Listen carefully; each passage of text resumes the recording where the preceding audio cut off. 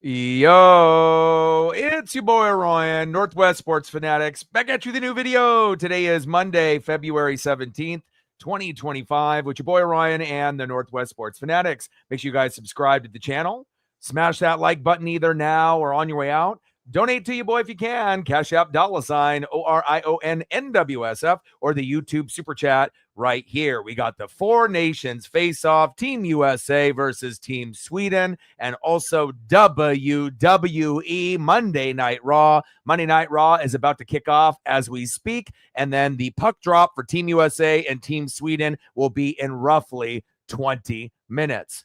Let's go, baby. I am ready. I hope everyone had a fantastic weekend. It was definitely long-winded. Got a little bit of NASCAR in. Got a little bit of NHL Four Nations face-off in. A little bit of the NBA All-Star Weekend in. A little bit of wrestling and NXT Vengeance Day in. It is a jam-packed weekend. I hope you guys had a great one as well. And again, we're going to be doing Monday Night Raw as well as the Four Nations face-off. And definitely excited for the Canada-USA final on Thursday. We are back in the USA there at the TD Garden in Boston. And I'm definitely excited for the opportunity, even though, some people feel that this may not have the same, type of intensity as Team USA and Team Canada. And you're right.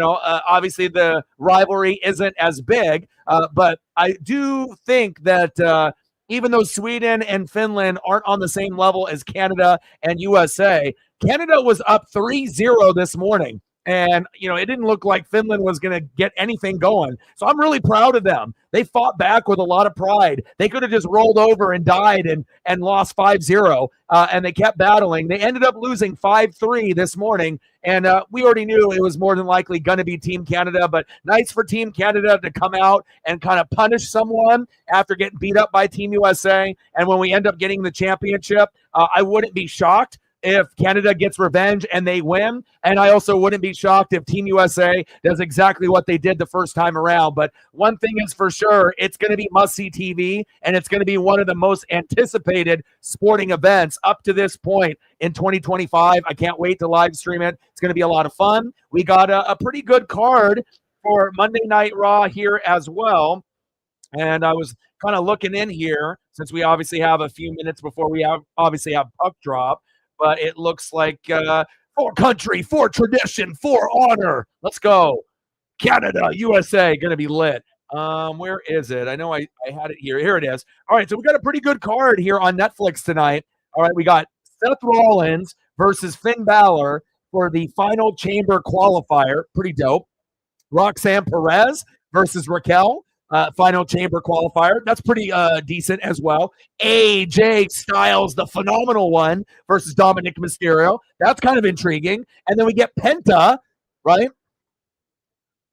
Penta versus Pete Dunne. I'm intrigued. Those are four pretty good matches for Monday Night Raw. And I got it on in the background here. We still got 18 minutes until puck drop between Sweden and Team USA. So we're going to end up doing commentary on both. Again, if you haven't smashed the like button yet, please do.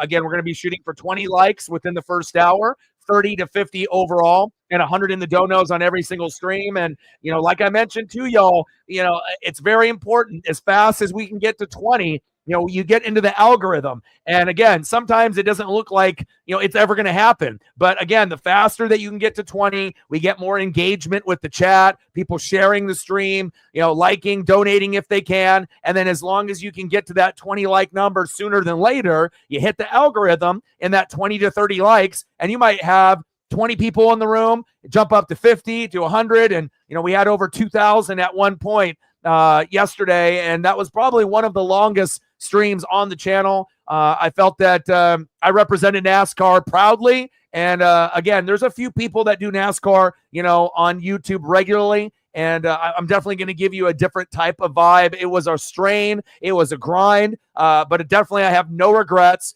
And William Byron, you did the damn thing. And, I just wish the NBA, All-Star Weekend was better. But everything that I thought about that event came true. And now you're getting NBA players complaining because, again, they made it into a mockery. They only really had a little bit over a half hour of action.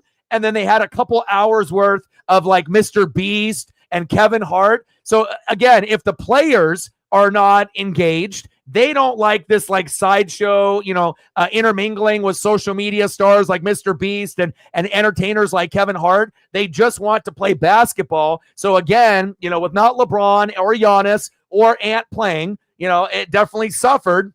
They need to go back to Eastern Western. They need to go back to rookie sophomore or Team USA versus, Team International, right? Better players in the skills competition, the three and the dunk, and it's still going to suck. Let's be honest, but at least it'll suck a little bit less if they go back to that format. So let's go through the comments here real quick. Megan in the building. How are you? Yes. Should be very interesting.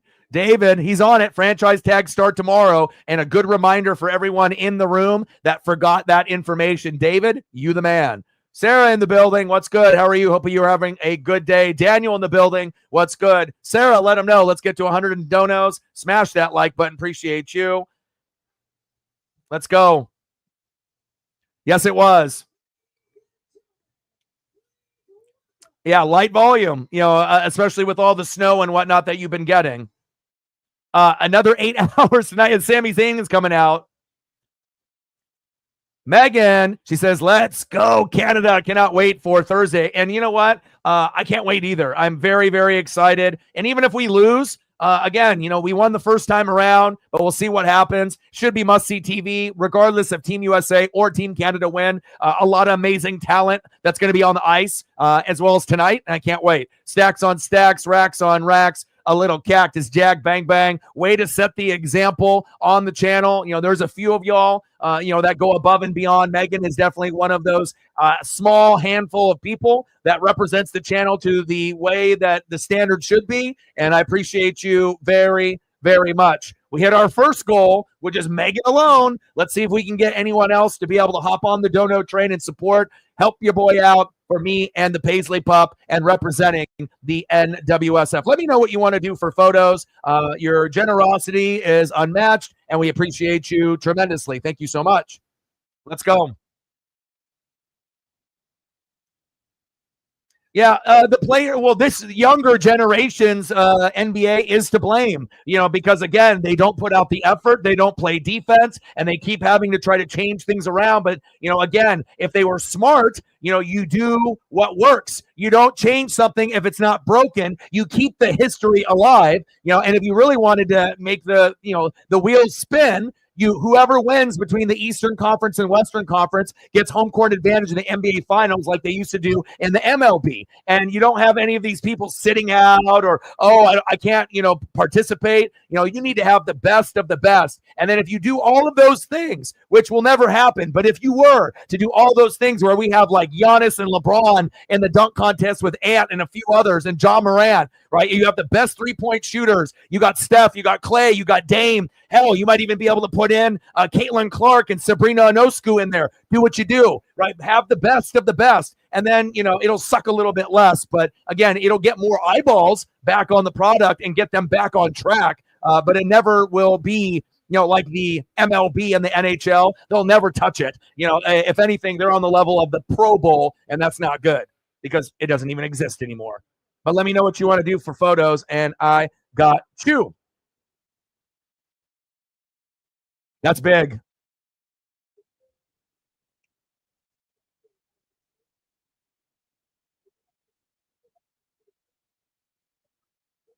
We got Sami Zayn on the mic.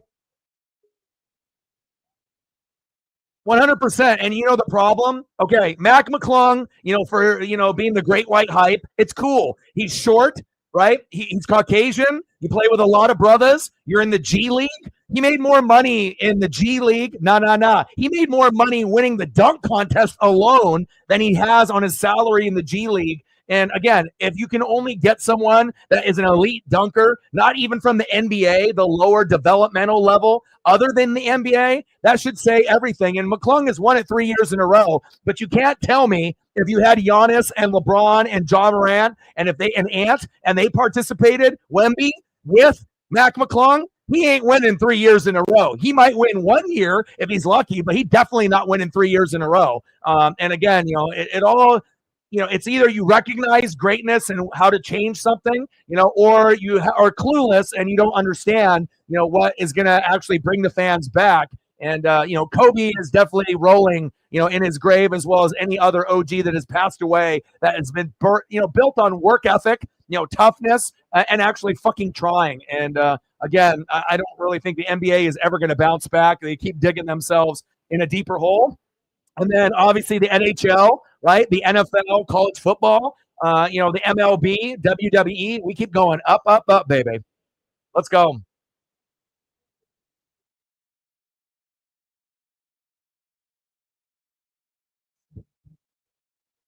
No Austin Matthews tonight either.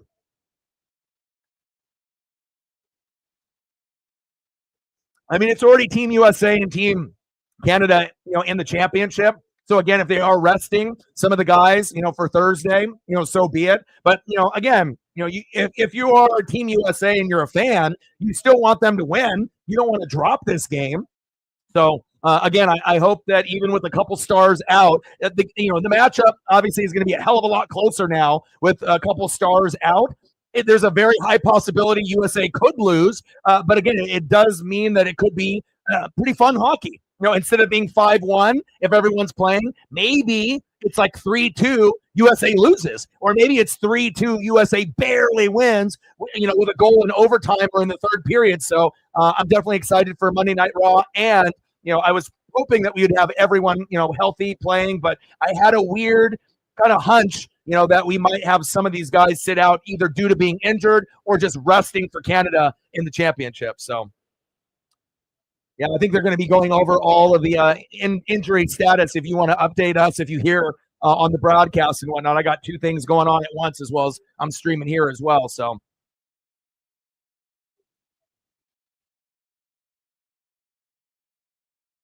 exactly, bro. And the funny thing is, whether you love LeBron or hate LeBron, without LeBron playing, like the whole, like he is such a big star. Like whether you love him or hate him, when he doesn't play, there's a lot of people that are casuals that won't even tune in at that point. And then on top of that, no Giannis and no Ant. That's not a good look.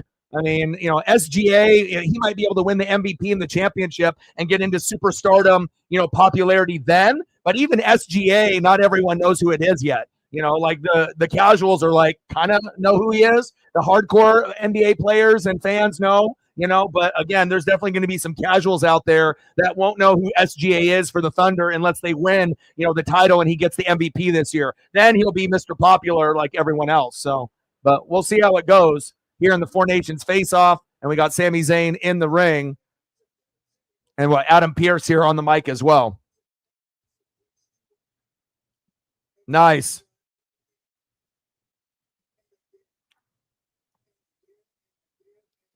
All right, let's get situated here with my screens and whatnot. So I got this screen here, and then we will go here, and then I got a different background of the action, and boom.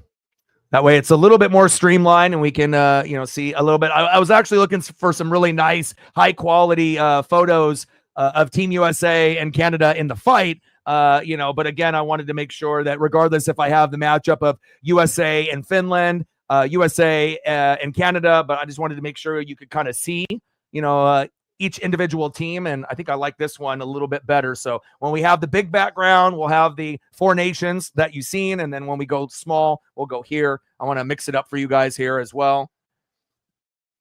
And we'll get some photos up here for Megan in just a moment. She'll let us know what she wants. So NHL right now, this is actually taking place of the NHL All-Star Game. So normally they do the All-Star Game, every year, just like the NBA around the same time, around Valentine's Day. But, every few years, as like Megan and others will tell you, they do this tournament. And again, anytime you can kind of, switch up the format a little bit, NHL has always been top two with the MLB. They have no problems like the NFL and the NBA. But this Four Nations face off is even more popular right now than even the actual NHL All-Star game, because I feel like diehards still loved it, but there definitely was some chatter from hardcore fans that thought the NHL All-Star game format was getting a little stale. It wasn't as bad as the NBA or the Pro Bowl, but again, not anywhere near the MLB with the home run derby and what they do. Obviously, typically winner will get home field in the World Series, American League, National League. You've never seen an MLB All-Star game suck. Tell me I'm wrong. You've never seen one. They've never had a bad one. It's always been good. I mean, yeah, there's going to be some that are going to score, more runs, more home runs, more big plays. Sometimes it's a pitching duel, but there's never been an MLB All-Star game to me that sucked. And I don't think there really has been an NHL All-Star game to me that has really sucked. I feel like as long as I see the effort, I'm going to like it. And that's the difference. Effort, NHL, MLB, no effort, Pro Bowl, NBA, and then they wonder why that certain things are struggling. Well, there's your answer right there. So yeah, NBA used to be my favorite. You hear me dogging and talking shit about the NBA, but I'm only going to do it if it's the honest truth. I'm not going to dog a sport or an individual player if they're playing really well. I'm not going to say they're playing bad, but if a product is bad, we can't act like it's good. I mean, even die-hard NBA fans that don't watch anything else but the NBA are worried. Like, they're like, dude. And what did I say before the All-Star game started? I said, this is going to be the worst NBA All-Star weekend of all time. And it was. And I could just look at the format and I knew they were going to fail. And again, the fans weren't into it. The players weren't into it. The fans at home, the fans that paid. We don't need to see Mr. Beast and Kevin Hart for 2.5 hours and have 33 minutes of basketball split up into 3 games, at 40 points. Like, what moron came up with that? But again, the NBA does not have the smartest individuals running the company, and it fucking shows. They ain't on the NHL's level. They got a lot of brilliant minds running the NHL and the MLB. And then obviously, besides Goodell, the NFL knows what they're doing. College football knows what they're doing, College basketball is even better than the NBA. But sometimes, we're stuck with watching a little bit if there's, nothing else on. And it is what it is. We got Frida on the mic. The Swedish national anthem. We got Dom and Liv on Monday Night Raw.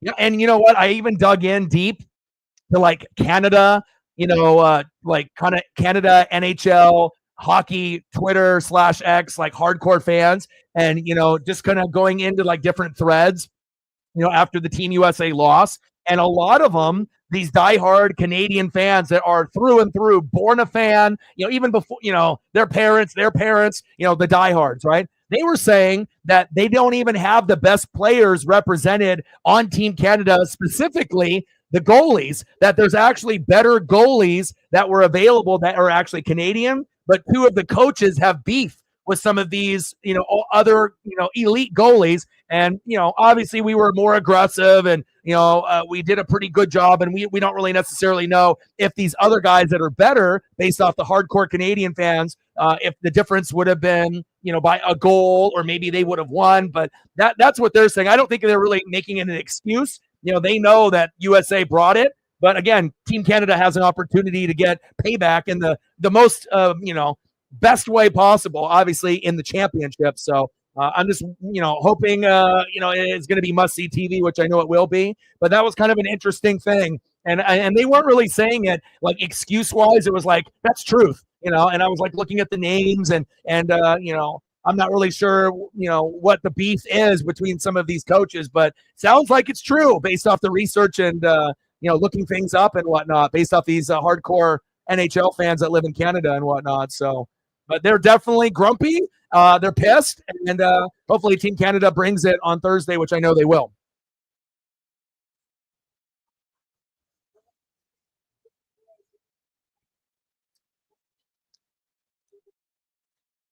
What do you want to do for photos? You got anything that you want to be able to see besides your regulars, or you just want to go through your regulars?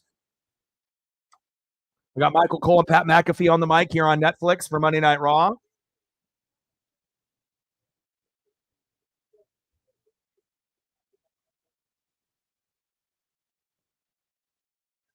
Nice.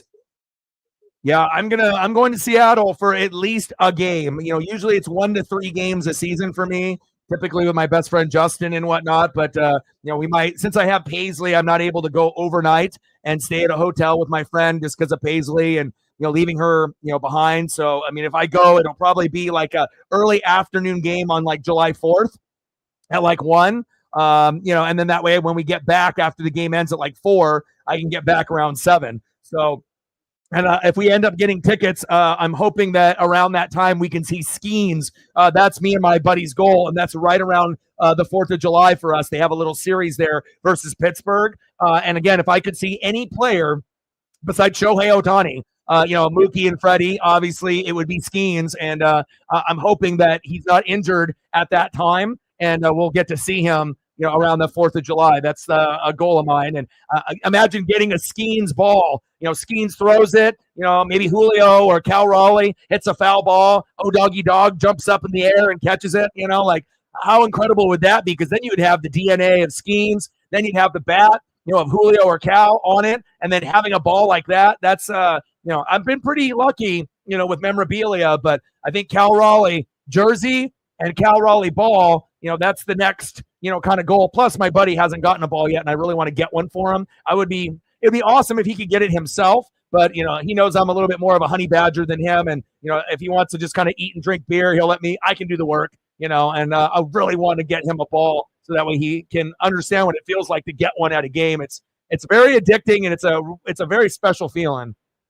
All right, baby. Team Sweden, Team USA, Judah in the building.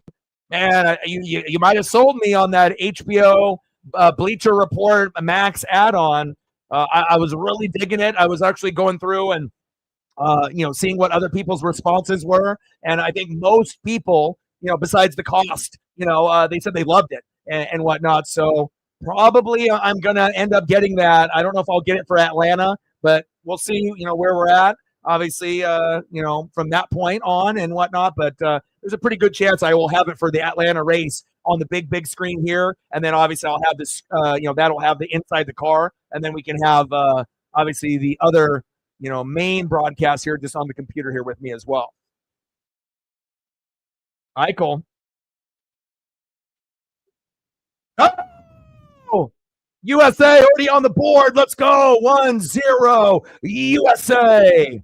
Oh my, 4 nations face off. We got a couple people not even playing, and we are on it, baby.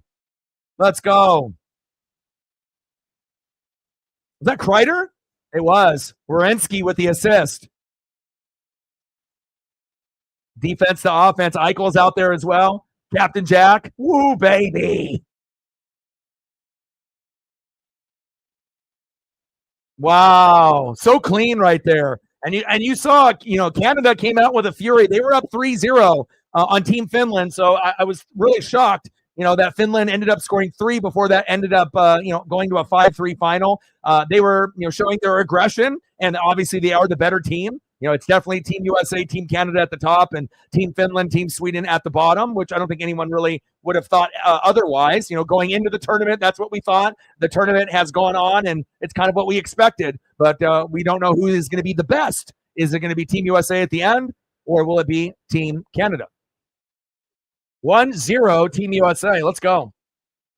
Oh, they do. Give me the insight. What other things is the Bleacher Report Max, like what other sports can I use it? I can use it. Do they have the same like insider type of camera angles for the NHL also? Or is that just the NASCAR thing?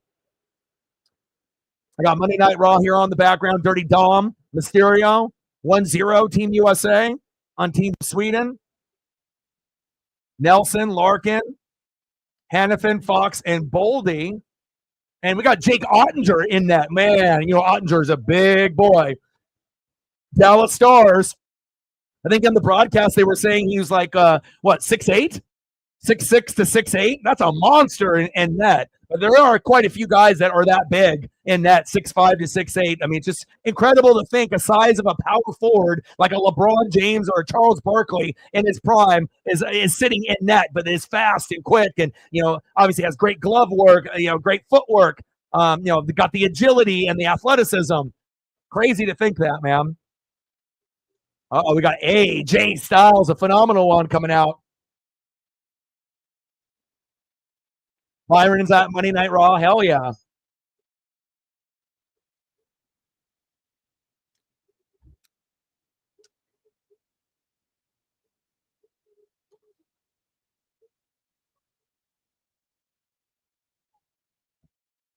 All right, AJ Styles. I see you. Yeah, when I saw it this morning, it was 3-0, and I was like, "How?" Yeah, final was 5-3. I saw it when it was 3-0, and I was like, "Oh my gosh, are they just going to roll over?" I was like, "Finland's better than this. They're not going to just get shut out. Everyone should be able to get at least one, based on the talent that's on the roster, even if they're getting mashed, 4-0 or 3-0." And they played with some pretty good pride late. They got three.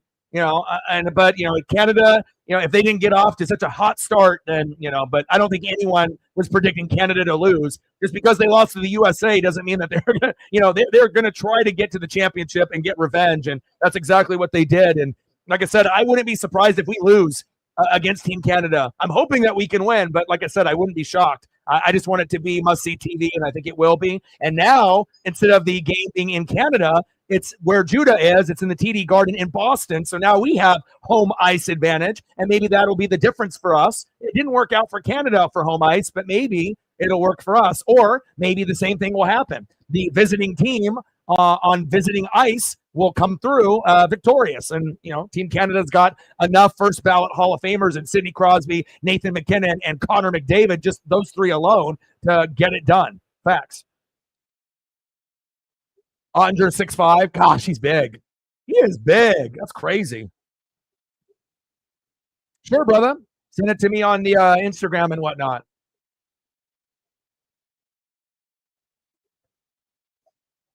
Yeah. What's the tallest goalie that is playing in the NHL? Someone should look that up on Google. Is there someone that's 6'8", 6'9"? There's got to be. I don't think 6'10", because like 6'10" is getting into like Anthony Davis. You're getting into like the 6'10", 6'11", 7 foot. That might be too tall to be able to move around. But I'm pretty sure there's got to be a 6'7" or 6'8". I don't know about 6'9".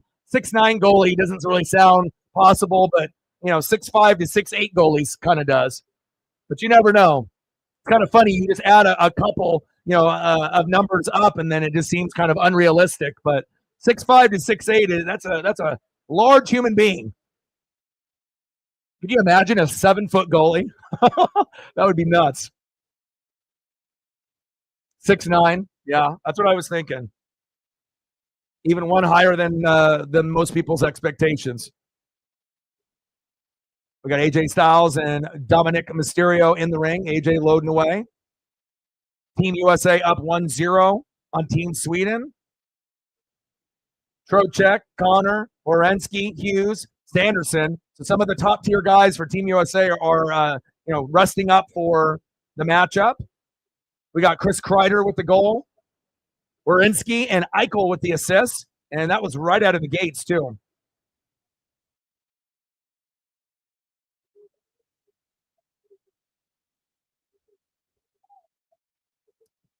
Oh, yeah, that's right. AEW is on there too. Yeah, I love AEW. It's not as good as WWE, but I still love Will Ospreay, Kenny Omega. There's still a couple guys there that they do must-see TV matches, and sometimes their matches are better than any of WWE's matches. Believe it or not, not everyone can put on like a top-tier match in AEW, some of the stars that we have, like Seth Rollins and others now, but Will Ospreay and Kenny Omega are one of the best in this generation. Like they could literally be on any show. Carlito underneath the ring, grabbing AJ Styles.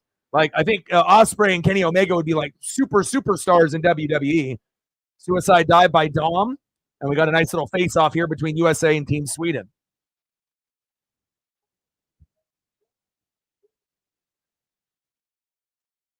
Anything you want me to be able to do for you, Megan, photo-wise, you let me know at any point in the broadcast, and I got you.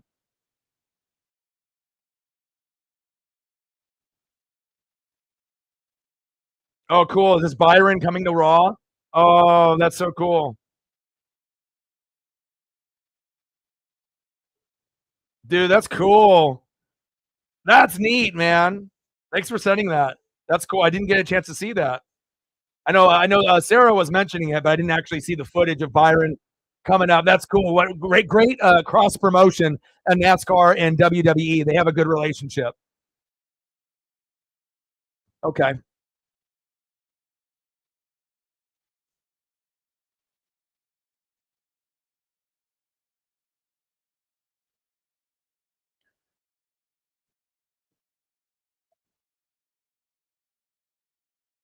We'll just get a couple up here just temporarily. We'll just do a little mixture, and then we'll get back to the action here. But just want to make sure we get something in here for the. I don't know. Are you able to be able to hang out for a while? Great to see more SVU episodes on a weekly basis. Ice T actually just celebrated a birthday recently as well. Happy birthday, Ice T, one of the realest OGs of all time. Peter, I see you. Fantastic actor. One of the best I've ever seen. And we'll get a few more loaded for you once we get to like a commercial break.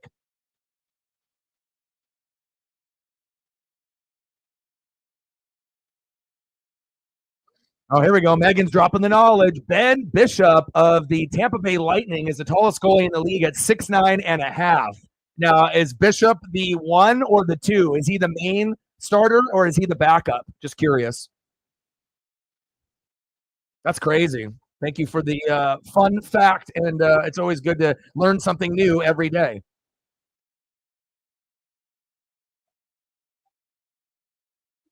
Yeah, I mean, just for AEW and obviously NASCAR, that would be worth it to me. If I had to, spend the 9.99, or unless I get like a promotional free month or whatever, free couple weeks trial. But I think you just have to pay for it. I don't think they give you like a trial period or anything. Starter. Okay.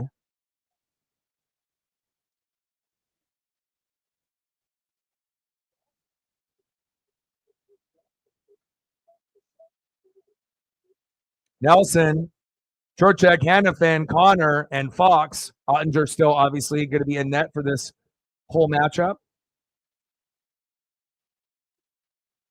Dom over the top on AJ Styles. 2 count.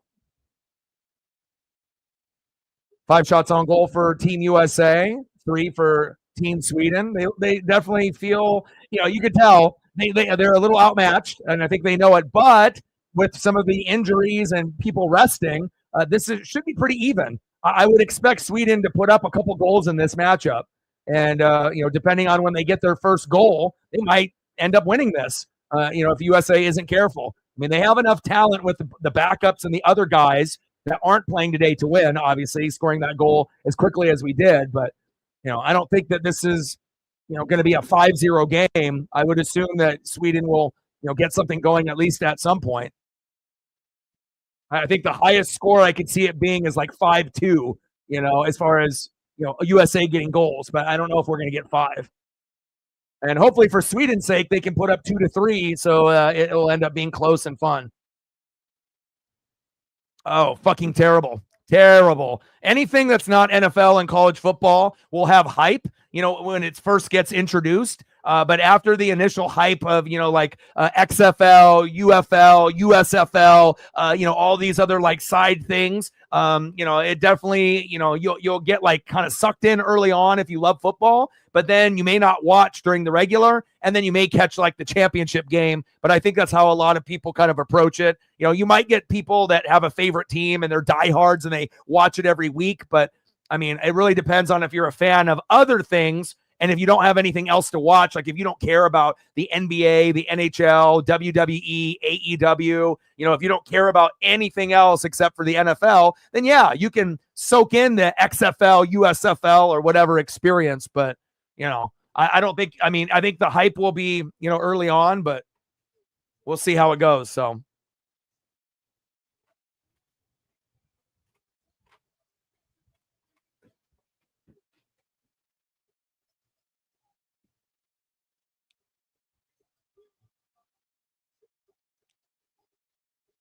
All right, we're in commercial break. See if we can get a few more photos up here. Oh, AJ. 1. Ref took way too long. They were already counting 3 before he even got the first one down.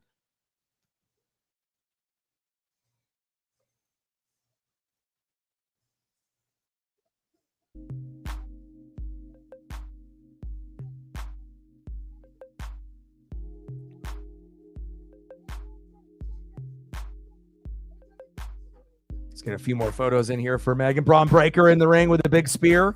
AJ with a big kick to the head.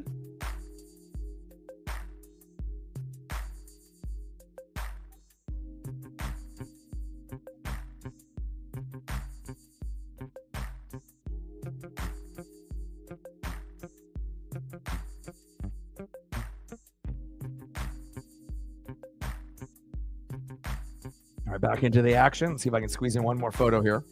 Appreciate you.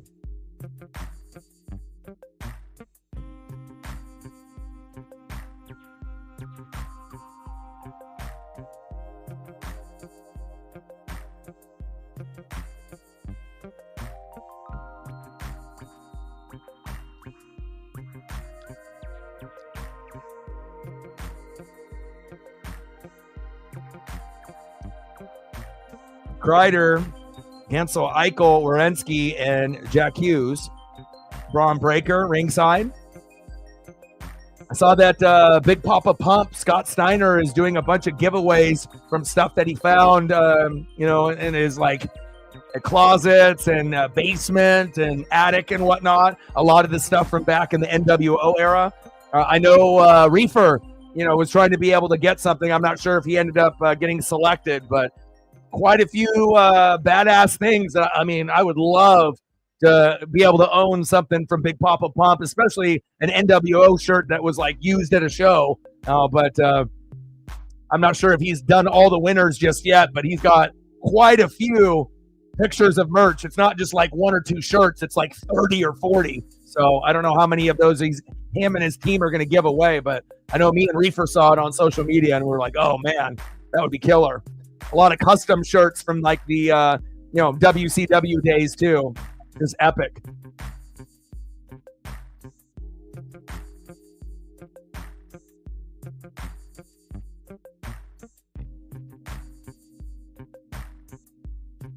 What's the premise of White Lotus? How many seasons are there, and what's the premise of the show? And what network is it on? What streaming platform? I've heard of it, but I haven't, I don't know what it's about or what a streaming platform it's on or what the premise is. What kind of show is it?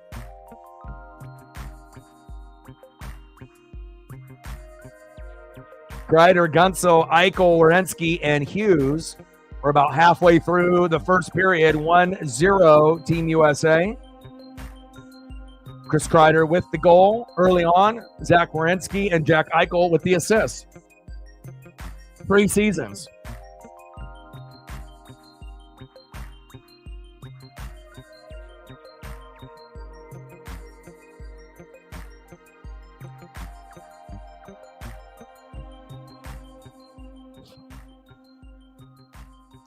Dakota Kai.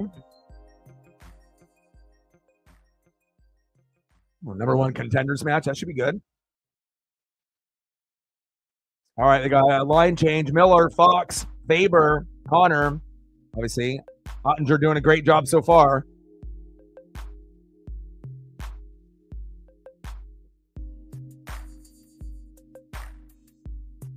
Matt in the building. What's good, brother? We're watching Monday Night Raw and Four Nations Face Off. Team Sweden versus Team USA. How are you doing?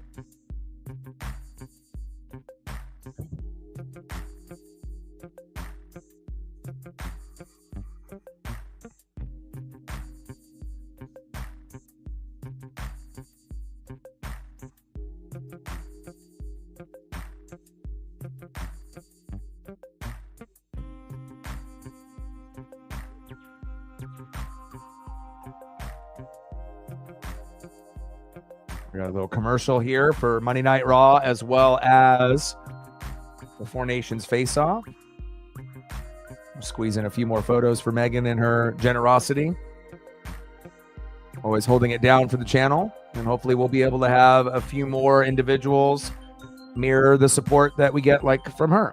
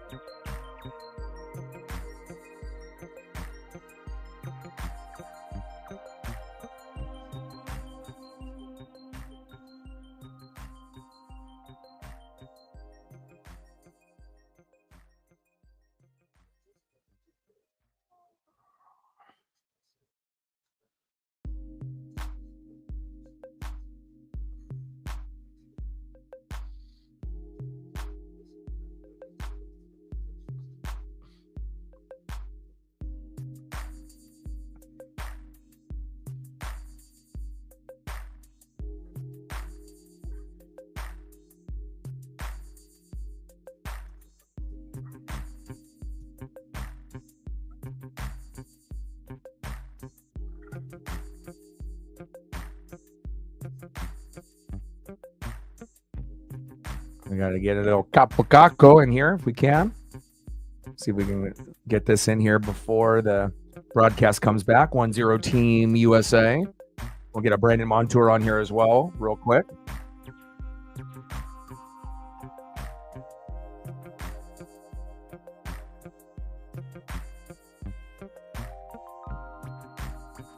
Capocaco. And how about a Brandon Montour? Great additions for the Kraken. Still trying to figure it out, just like the Blazers. Kind of tough, you know, when you're not getting dubs on a regular basis. But, you know, they'll get there one day. We all hope. Appreciate you.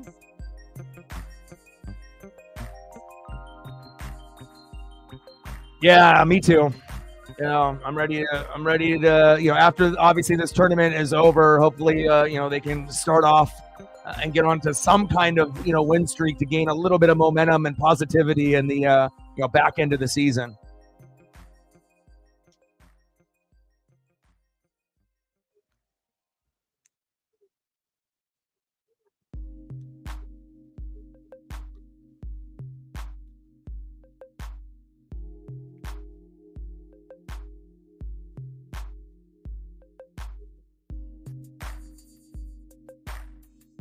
Lyra Valkyria.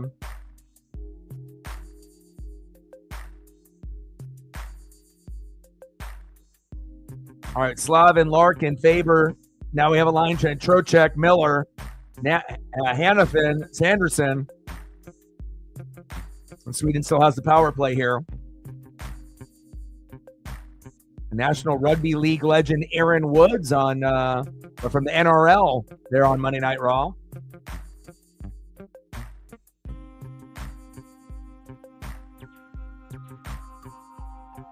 Dakota Kai coming down into the ring.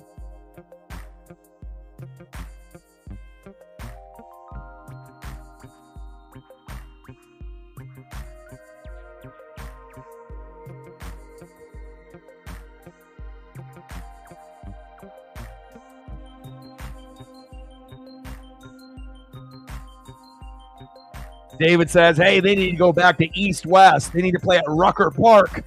Street ball. I don't know, but it kind of feels lately like sports, you know, like politics. They're trying to divide people, you know, like, you know, they're trying to like have certain sports being more, you know, gauged towards certain types of people and whatnot, which is kind of bullshit. It shouldn't matter if you're black, white, Asian, Mexican, Australian. Like, you know, sports is sports, but definitely the way that they're marketing and, you know, the extra add-ons, the performances and the people that are involved in the sport, you can kind of tell there's certain sports that are geared towards certain types of people. It shouldn't be like that. And that, you know what I mean? It should be for everyone. But again, you know, if you're going to be catering to like just like a couple groups of people and then the shit doesn't work, well, I wonder why, you know?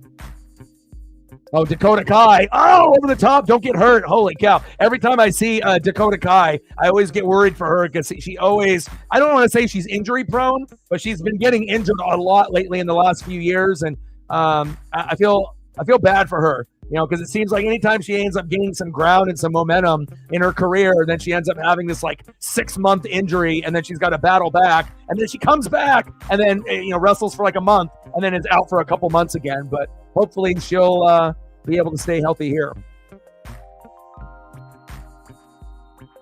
Power play is about to be wrapped up. We got about 7 minutes left here in the first period. Kreider, Hanifin, Sanderson, and Captain Jack Eichel. Full strength now. NBA Street. I still have it on PS2. I play it, man, once in a while, believe it or not. Fire game.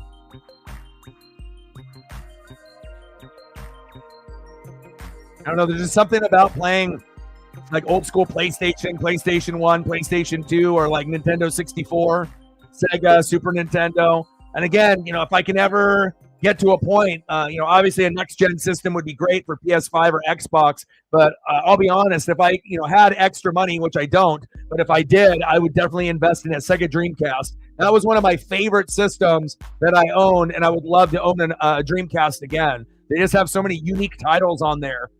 They have like a rod controller to play a fishing game that's like arcade style, like bass fishing, but it's like you're on a boat. You can see underneath the water, and the controller will vibrate, based off the taps of the fish and whatnot. It's like you wouldn't think a fishing game would be fun, but it's incredible. I remember spending like hours with my buddies playing it. We were like, let's just get this and see if it's any good. And then we find ourselves playing it for hours on end. And they got good fighting games, role-playing games, action games, sports games. Like, I definitely miss my Dreamcast. That's the only regret I have in my video game systems. I wish I never sold my original Dreamcast. Dakota Kai, 1, 2, 2.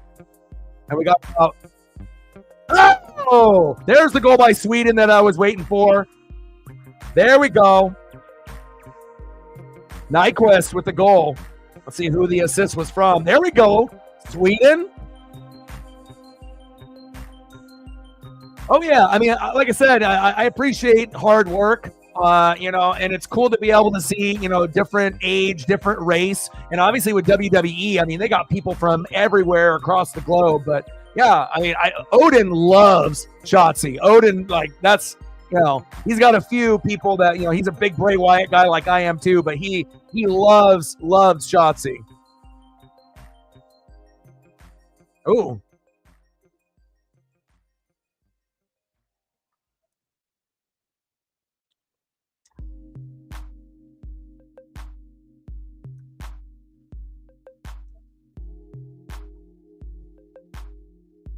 Oh, roll up. Oh, counter.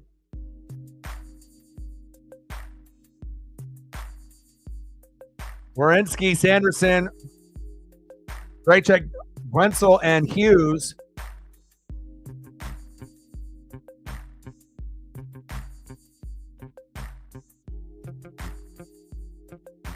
Over the glass and out of play.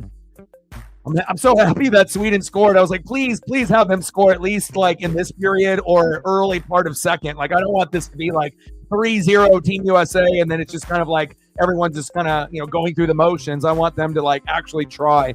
That's my main thing, just effort. Let me see, people try, when they're out there. Effort is everything to me. Shotzi, fatal influence, yeah. All right, let me get a few more photos here for Megan while we have some time. Like, sub, donate, comment, share. If you haven't smashed that like button yet, please do. Help us get to 20 within the first hour and a half. 30 to 50 overall. We've hit the 1 goal with Megan's support. We're at a hundo. Let's try to get to 2 if we can. Or anything above where we're at now.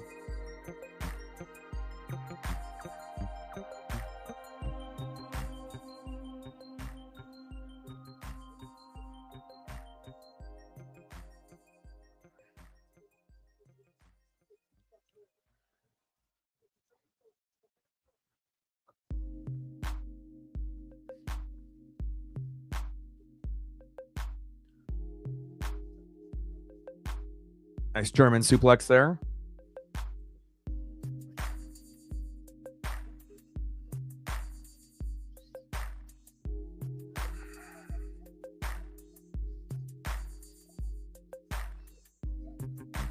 Oh, Dakota Kai. Good strength.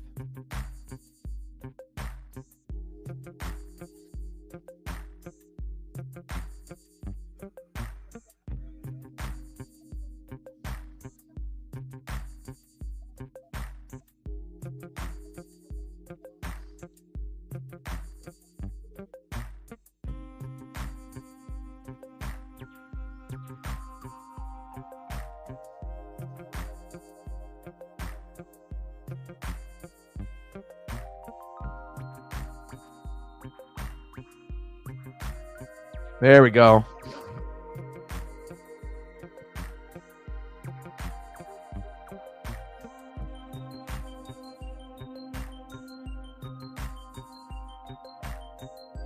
No, because I don't want to say he's washed. I mean, obviously, if you could get somebody like, Rashee Rice to stay healthy for the full year. But again, Travis Kelce is kind of getting up there in age. They need Pacheco and Hunt to stay healthy or maybe get someone better. Offensive line needs some improvement as well. But again, based on watching Mahomes the last 2 years, it doesn't really look like he's ever going to be that quarterback that he was when he had Tyreek, or maybe the year after Tyreek left, where it's like, Mahomes is throwing for 4,500, 5,000 yards, 50 plus touchdowns. Like, I don't think you're ever going to see that again. I feel that his game is on the decline, and I feel that, you can still be a game manager, an elite one, and like sometimes Jalen Hurts can be that elite game manager. He doesn't have to necessarily win the game for you, but based on team-to-team strategy, Mahomes, kind of feels like a glorified elite quarterback game manager. It's like at times,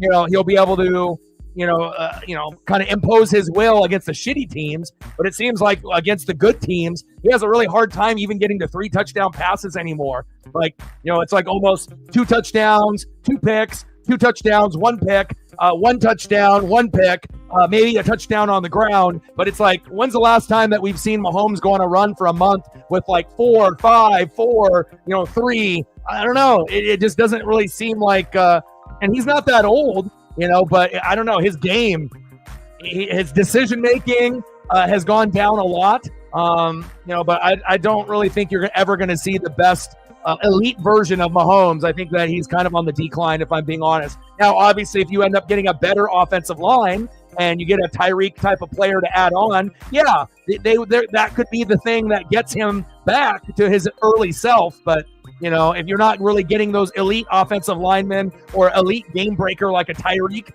that could end up being just, Mahomes is Mahomes, but nobody fears him anymore. Nobody picks him in fantasy anymore. He's just Patrick Mahomes, the name. He's not crappy, but again, it's not the same kind of impact. You can kind of feel like Lamar, right? Joe Burrow, Josh Allen, Jalen Hurts, like everyone caught up. And, it's not just about rings, but it's like it feels, like a lot of the quarterbacks have now, it's not Patrick Mahomes and everyone else. Like everyone is kind of in the same group now, if we're really being honest. And Mahomes kind of declined. So that's just based on watching film and what I've seen. So, and I know you probably would agree as well. So, but Jalen definitely solidified, himself, Saquon as well. So, even if they never win another Super Bowl the rest of their career, there's a pretty good chance that you're going to see both those guys in the Hall of Fame, Jalen and Saquon, right? So, all right, we got less than 4 minutes to go, about 3:04 left, 1-1, Team USA and Team Sweden. Trocheck, Connor, Werenski, Sanderson, and Nelson. Ottinger still in net. Yes.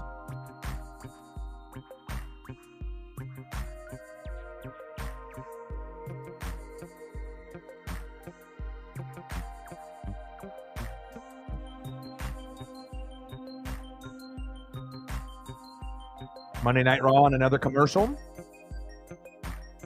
Yeah, I think it really comes down to, you have to be self-motivated if you want to get shit done. You can't, it can't be like a pothead mentality or like a pity party where you just think they're like magically great things are just going to fall into your lap. You got to earn, the things that you want in your life. You got to go after and get it. You got to work hard. You have to be self-motivated. You have to find ways to, get yourself motivated, because really what it comes down to is either you make excuses or you get shit done. And a lot of times we've all been there. Oh, I don't know if I really feel like doing this, and you're procrastinating, and then all of a sudden you get kind of unmotivated, then you get lazy, then you have a snack, and then all of a sudden all those things that you were supposed to get done, and you end up just sitting on the couch or watching TV or playing a video game or just whatever, right? So again, everyone's going to go through, these different things, these ups and these downs, but I feel that it really, that's what it comes down to, because there's always going to be an excuse, to not do something. There's always going to be like that. And, and it's also surrounding yourself around motivated people like yourself. Because I was watching a report last night, and it was saying out of your, 5 closest people, like friends wise, if you hang around people that motivate you and that are, give you that, that kind of best version of yourself, where you feel motivated around this person to kind of push you. And if you hang around people that are, in that same type of category, your production will go up, like 10, 15%, just by hanging around people that are like-minded, as yourself, if you're motivated at that time. And then if you end up being like a motivated person and you're hanging around people that are not motivated, that are just like lazy or, complainers and just bring people down, then it shows that even motivated people, their production will go down 30% by just hanging around people that are negative and that have that kind of approach, so it's like, it's very important that you don't talk negative about yourself. Bruce Lee even said that, because again, you always want to make sure you're talking positive, about yourself. You never want to joke around, talking negative about yourself or other things. You want to make sure each day, that you do your best. And some days are going to be more productive than others, but at the end of the day, if you can look in the mirror and you feel like, okay, I accomplished something, then you know that you're on the right path. And again, everyone is going to have a different journey. Everyone has a different lane on something that they're really good at or whatnot. And, sometimes people will figure it out when they're super young. Others will figure it out when they're in their 30s, their 40s, or 50s. So if you haven't figured it out yet, it doesn't mean that it's not going to happen. You look at a lot of these elite business owners, even through like, Colonel Sanders and KFC and, Bezos and Zuckerberg, some of these guys were young, but some of these guys ended up not being rich and successful until after they hit 30, 40, 50, even over 60 years old before their dream came true. So again, everyone's timeline is different, but the thing is, if you quit, you're never going to achieve. You always have to try to pick yourself up after you fall down and just keep going on whatever that is. As we have Gunther making his way down to the ring. We got about less than a minute to go as he's trying to get the crowd to yeet and mocking them. USA won, Sweden won.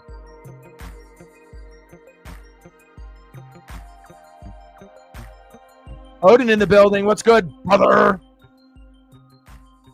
Hell yeah, watching a movie with the Dadas. Family time. And Sweden with another goal. There you go, Team Sweden. Was that Jesper Bratt?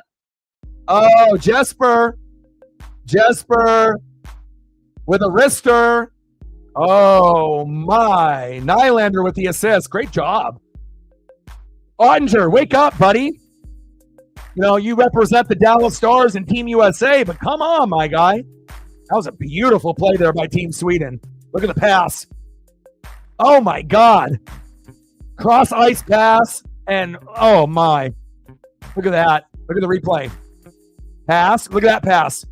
And then he kind of, obviously you have the goalie, and then you have Team USA, and then another Team Sweden player, and it went right past the shoulder of all three. There's nothing that the Ottinger could have done. He didn't even see it because there was 2 people in front of him. And it wasn't necessarily interference, but, for some people, they would probably say, oh, close, and the crease, but it wasn't, though. It was just a great play by Team Sweden. 2-1, Sweden. Oh, Odin loves the Shotzi. Bray Wyatt, the War Raiders, Shotzi.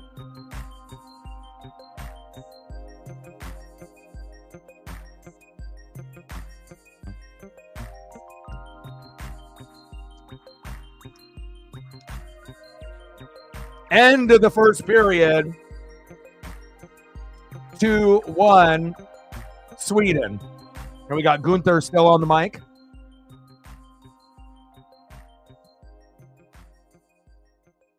All right, let's turn up Monday Night Raw here. You know, and like I said, everyone's journey is a little bit different, you know, and work ethic is something that, you know, you have to have in you. It's not something that you're necessarily, you're just going to, you know, all of a sudden one day, oh, I'm going to be a hard worker when I've been lazy my whole life. Like, you know, I think everyone goes through these different trials and tribulations and whatnot. And, you know, everyone's upbringing is a little bit different. You know, people grew up different, you know, areas across the globe, you know, but I know for some of us, you know, we started working early in our lives, and that built the discipline for when we ended up getting older. Like shit, I had my first job when I was like 12.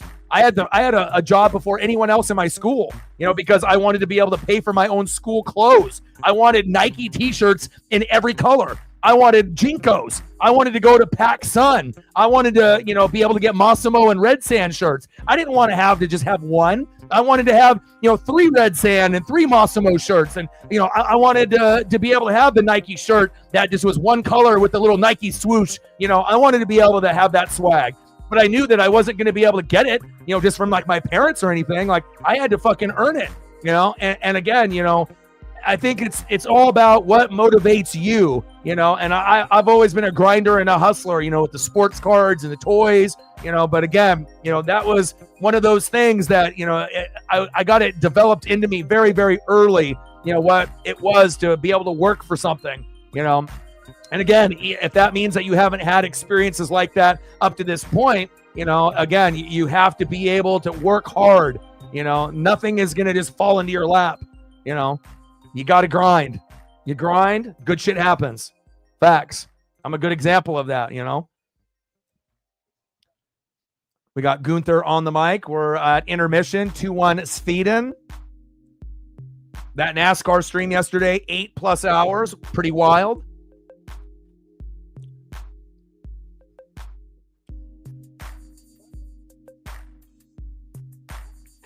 See if we can get a few more photos up here.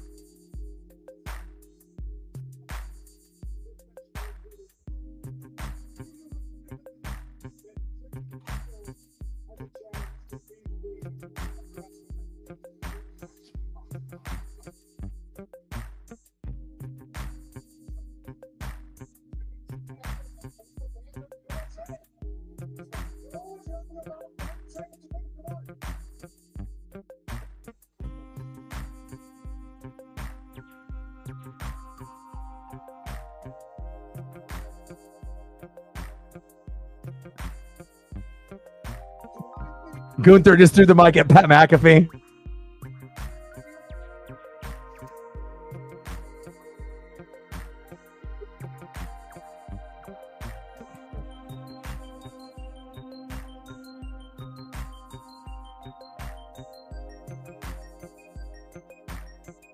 Never challenge someone on the microphone when they're better than you. Gunther.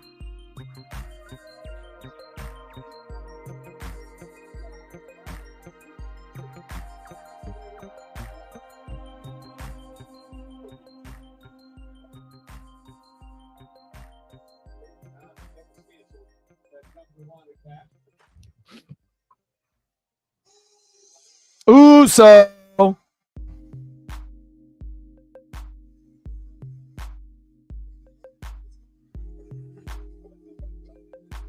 Day 1-ish. It's just me, Oos. It's just me, Oos.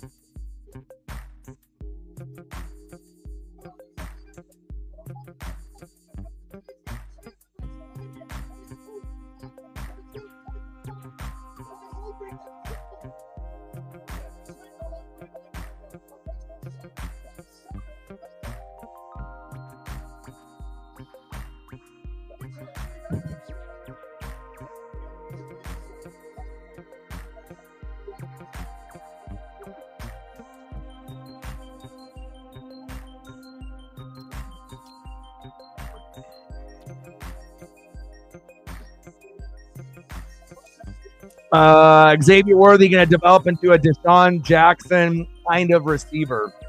Well, I mean, as far as skill set, Xavier Worthy already is kind of like a Deshaun, where you're going to stretch the field and whatnot. But really, it comes down to, do you have a quarterback that can get you the ball? And again, Xavier Worthy, to me, Rashee Rice is a much better receiver than Worthy. Worthy is kind of a gimmick receiver, a guy that you can run reverses, jet sweeps. Yeah, you can run the go routes, but again, it all really depends on, if Mahomes can get him the ball. And, the Chiefs really don't go deep as much as they used to when they had Tyreek. And again, Worthy sometimes is a decoy. He has the ability, to get over 1,000 yards and get 10 touchdowns in a season if you were able to play a full season, even with Rice and Kelsey there. But, Mahomes, and even Odin will tell you, it's a different type of team. They've kind of morphed into a different team every single year, with Tyreek, without Tyreek, with Bieniemy, without Bieniemy. Good offense, pretty good defense, and then now really good defense. Offense is a little shaky. So, every year, the team is kind of changing right before our very eyes. But, I think Worthy already, kind of has an impact like a Djax. If you remember when they had LaShawn McCoy, right? They had Djax, Jeremy Maclin, your boy remembers, right? So, and again, you can only get so much depending on if the quarterback, McNabb or Mahomes, can, get the ball to those guys. So, live on the TV.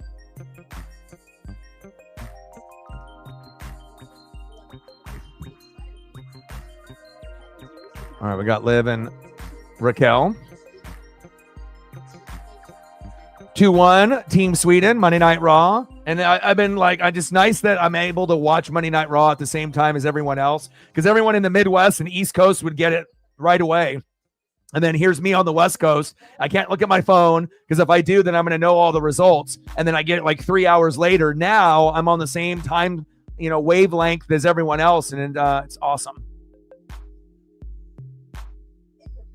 Yeah, I would assume if they gave Jay the opportunity, that they did, that he will end up winning. They're going to do it based off the popularity, like Daniel Bryan in the Yes Movement, right? So, he may not have it for a long time. He might not have it as long as Gunther has had it, but there's a good chance that he could at least hold the belt for a pay-per-view or PLE or two before he drops it to whoever they decide to go as the next individual. So,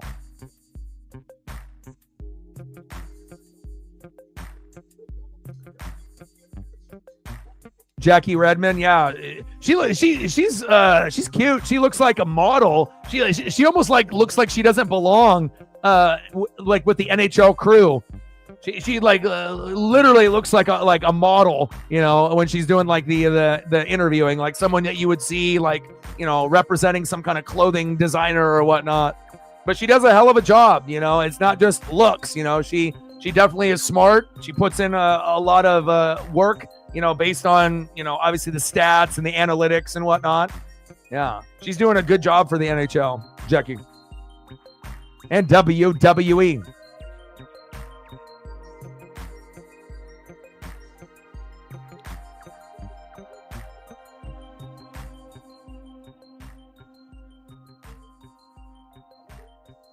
Oh, yeah, absolutely. Especially if you end up being a female assistant coach and whatnot. Again, hopefully that'll be a trend for other NHL teams to hire, female, people of power and position. Because again, you'll see athletic trainers be female, that will help out with some injuries and whatnot, like quad injury and whatnot and certain things like that. But, to actually have someone to drop the X's and the O's with plays and strategy, like the men, that's a cool thing to see, just like in the trucks, you end up having Frankie Muniz from Malcolm in the Middle that's participating, and he's awesome in the trucks. And you got a female and Tony Bringer, right? And you got Tony there with the Chucks, Brandon again, Tony, right? So it's cool to be able to see kind of the evolution. You might have things that are kind of like a male-dominated sport or whatnot, and then you get a few of these ladies that do a great job. It's great to be able to see some diversity out there. USA and Sweden hitting. Ooh, Matthew Tkachuk is going to join the broadcast booth. Oh.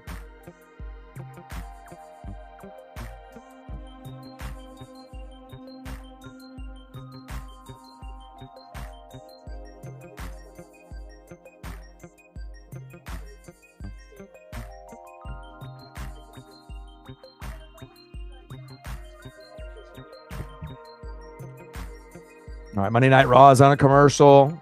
Four Nations Face Off is at a commercial. That's my cue. Let's find some more photos.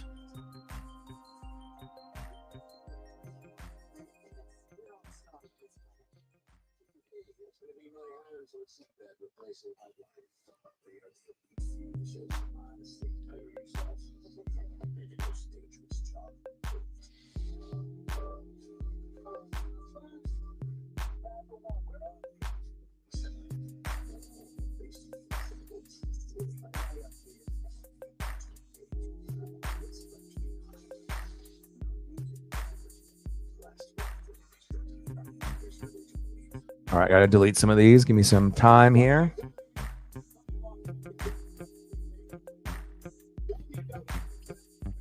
All right, Monday Night Raw. What is next?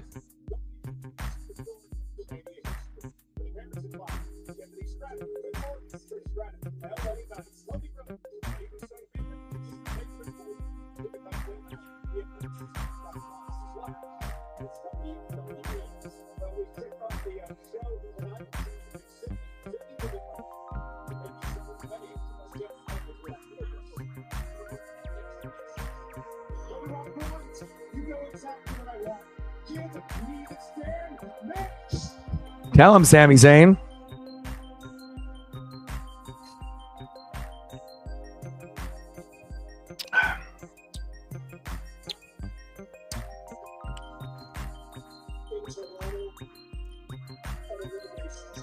Oh, Elimination Chamber is going to be in Toronto. Oh, the Canadian crowd is going to be lit. When is Elimination Chamber? How many weeks away are we from that?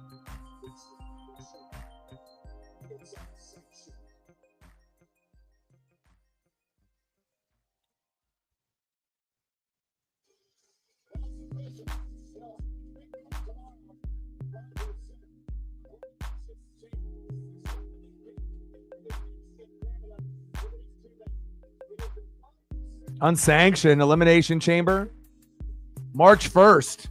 They answered my question right there. I was like, when is it? And they're like, oh, here it is, oh doggy dog. Thank you. So what, 2 weeks away? 2 weeks away. All right. That's not too far away for me then. I'm excited about that. And then we get what? Atlanta for NASCAR Cup Series this weekend where Chase is from. Ooh, we got the Pete Dunne match. Yes. Okay, here we go. And we're still waiting for the intermission to be wrapped up.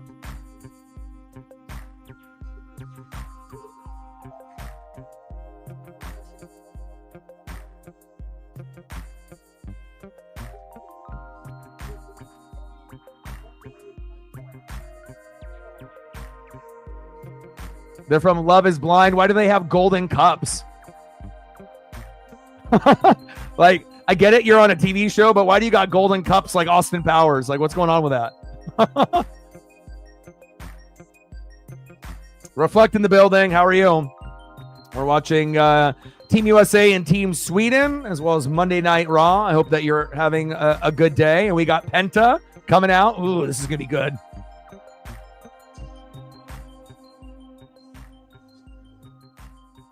What's good, brother?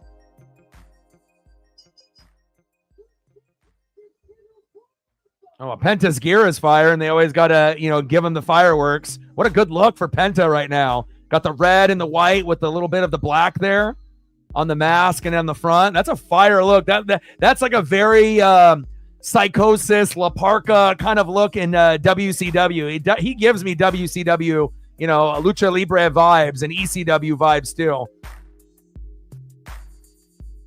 Let's go. Incredible look. Great mask, great face paint, great gear, great athleticism, great tattoos. Awesome.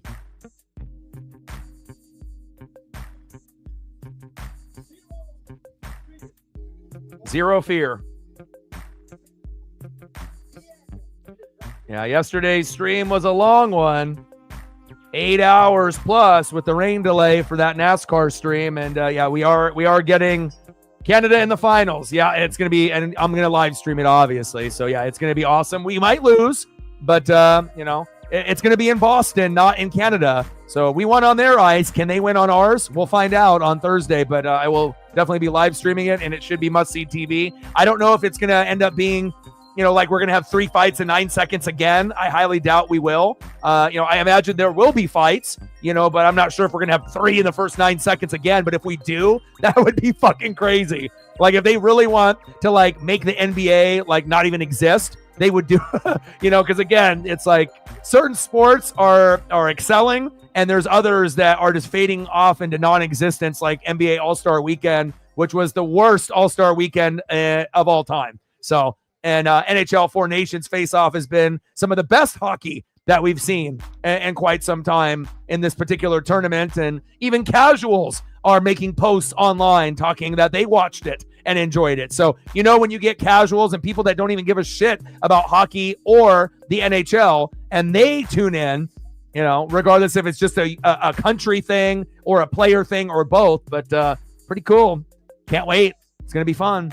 But we need Team USA to obviously catch up here. But they do have some of their main studs not playing here today, resting for the Team Canada matchup since they've already made the championship game from their previous win.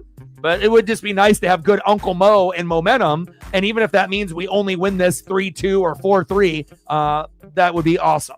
And even if USA loses, it doesn't mean they're going to lose to Canada. I mean, obviously you want to kind of go in hot and whatnot, but I would rather have Team USA try to win this, and I think that they will. They're not going to give up and just let Sweden have one. So, oh yeah, I mean, of course, the Kraken, have been struggling. Blazers struggled really bad at the beginning of the year, like the Kraken, but the Blazers got hot, won 9 out of 10, and kind of got things back to getting fans excited again, including myself. But then played a couple tough teams like the Nuggets, and definitely looked nowhere near the level of a team of that nature. And now we're back into action. So let me turn down Monday Night Raw as we have Pete Dunne and Penta. I'm going to keep my eyes on that. And let's turn down the volume there and get the volume up a little bit here. Okay.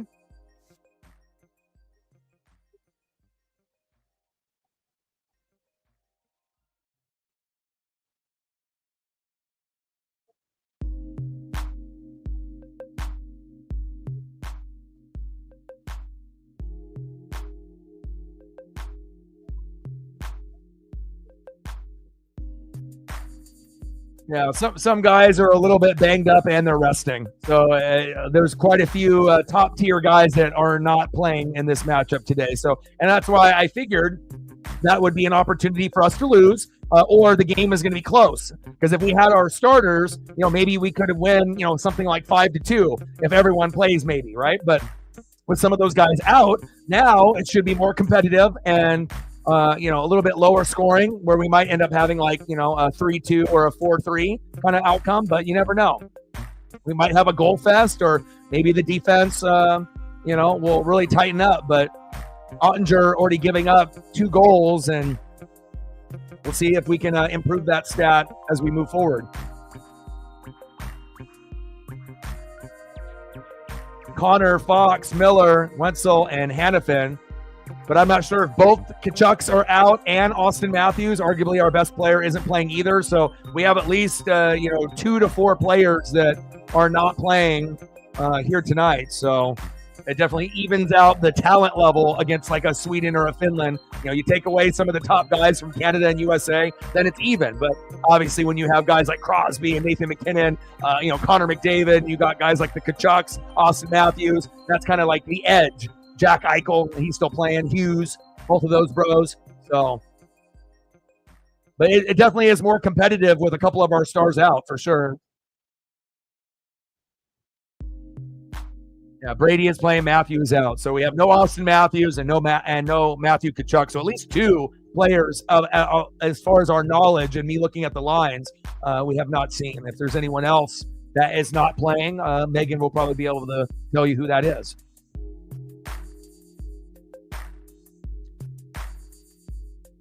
Kreider, Slavin, Larkin, Connor, and Faber Ottinger from the Dallas Stars in net. And if you're just tuning in, Team USA had the first goal. Fight!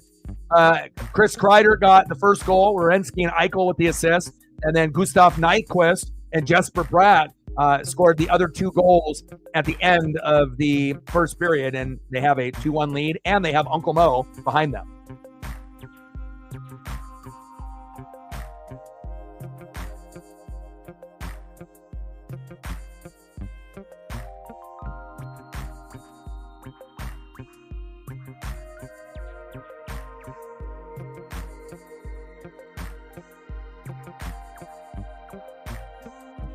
Yeah.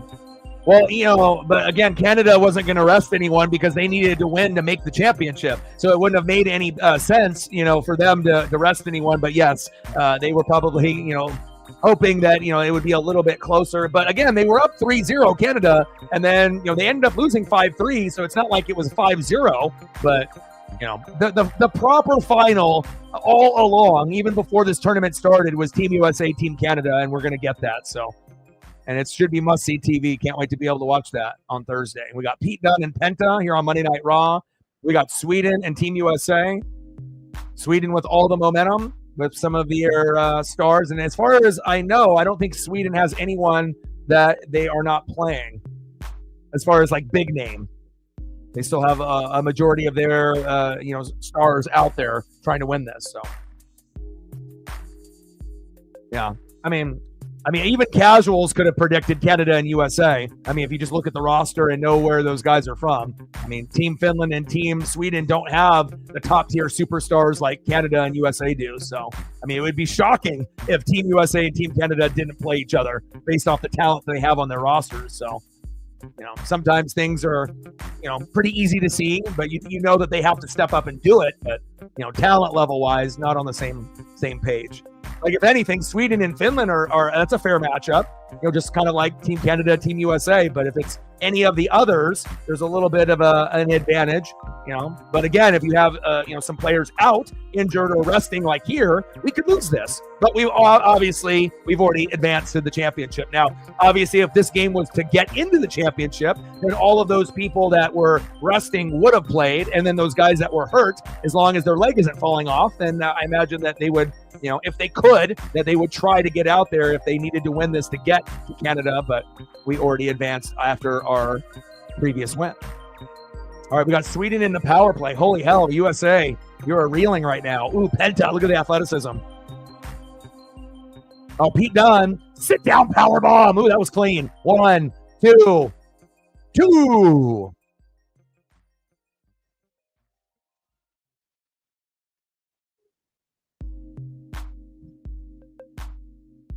Great sit-down power bomb by Pete Dunne on Penta. Sweden on the power play, going against Faber, Slavin, Larkin, and Nelson.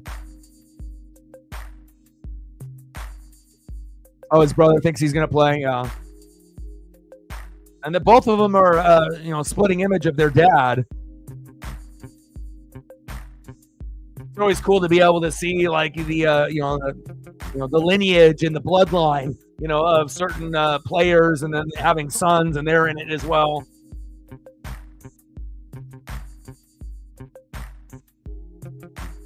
I think it's like two things that happen. A, it's cool. And then B, if you're over 40, like a lot of us, you're like, damn, we're getting old.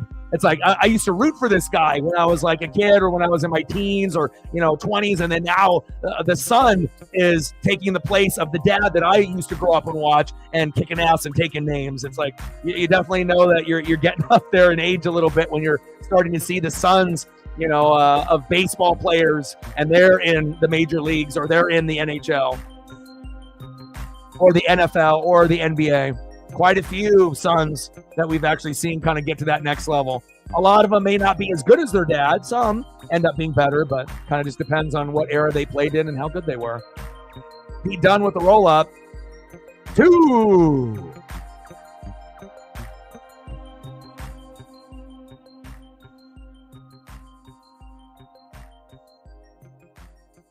Nothing there for Sweden on the power play. But Team USA is happy about that.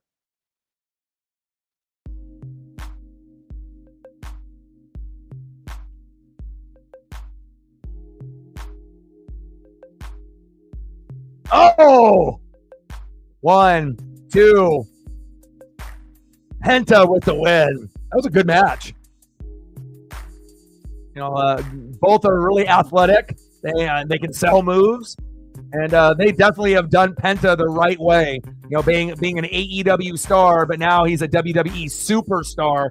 With the pyro, the moves, and obviously, lucha libre wrestling is just cool. I mean, he's got a cool mask, cool tattoos, cool look every week. Obviously, the only thing that I think you could say for Penta, is if he can improve his mic skills, and obviously, depending on how many, languages that he speaks, Spanish, English, and anything else, but being able to cut a promo can always take you to the next level.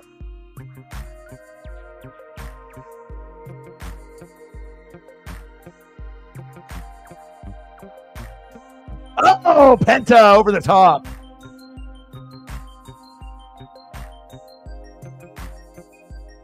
Not Nacho Libre. Lucha Libre. It's the Mexican style of wrestling. Not Jack Black and Nacho Libre. She said Nacho Libre.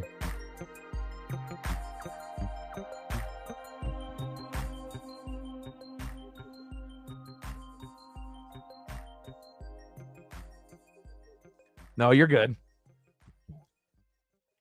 Hot and spicy firewalk. Live Seth Rollins. All right, we got a commercial break. 2-1 Sweden. WWE, we'll see what's up next, but that was a good match between Penta and Pete Dunne. Oh, Jey Uso. What up, Jay?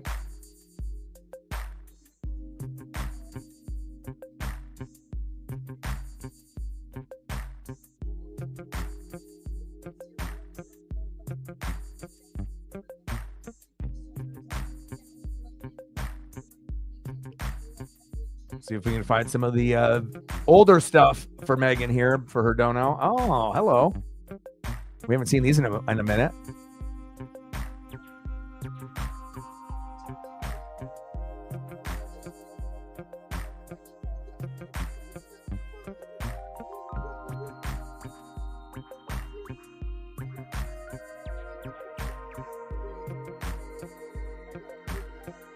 I don't think anyone's going to be shocked when Jay wins. We expect Jay to win. Like Gunther's run has been stale and dry. And again, if you want to be able to have a champion that the crowd is into, it's a natural process to think that he wins. And, unless they, have something where he loses, but then wins the next night on Raw or something like that, But I don't know. I think it would be shocking if he doesn't win against Gunther, if we're really being honest. The boos would come out if he lost. But again, if he ended up losing and they have a rematch on Raw, he might be able to get it there.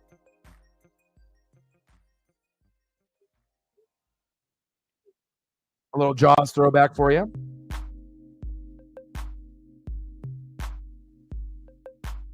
Yes.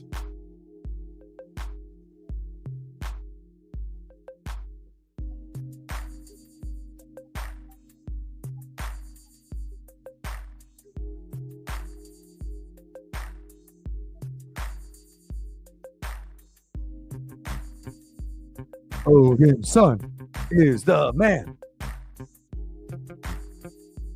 All right, we're back from commercial break.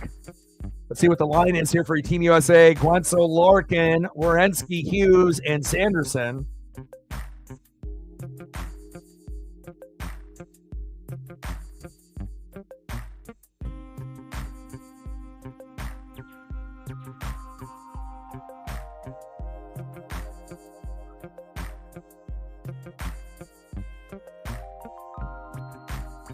Roxanne Perez on Monday Night Raw. Sweden up 2-1 on Team USA. Nelson, Larkin, Werenski, Hughes, and Sanderson. It's like we need the Kachucks and Matthews. It's like, you you don't have those guys. That's like not having Crosby, McKinnon, and Connor McDavid, except those guys are, better than the USA players, player for player. I mean, based off, what they've achieved. Not that Austin Matthews is bad or the Tkachuk brothers are, obviously we ended up beating them the first time around. But, I mean, if we're actually looking at individual skill set, records broken, and, who are, the best players in the NHL right now, Sid the Kid, obviously, with the OV, those are going to be first ballot Hall of Famers that have been there, done that for years. But Connor McDavid and Nathan McKinnon are two of the top 3 players that are playing like right now in the NHL. So kind of surprising that we played so well against them and beat them the way that we did. But it would not shock me if the big 3 ends up fucking us up. But again, I just hope it ends up being competitive. We'll see if we get 3 fights in 9 seconds again. And hopefully it's must-see TV and, the winner ends up winning by 1, whoever that may be. Team USA or Team Canada, eh?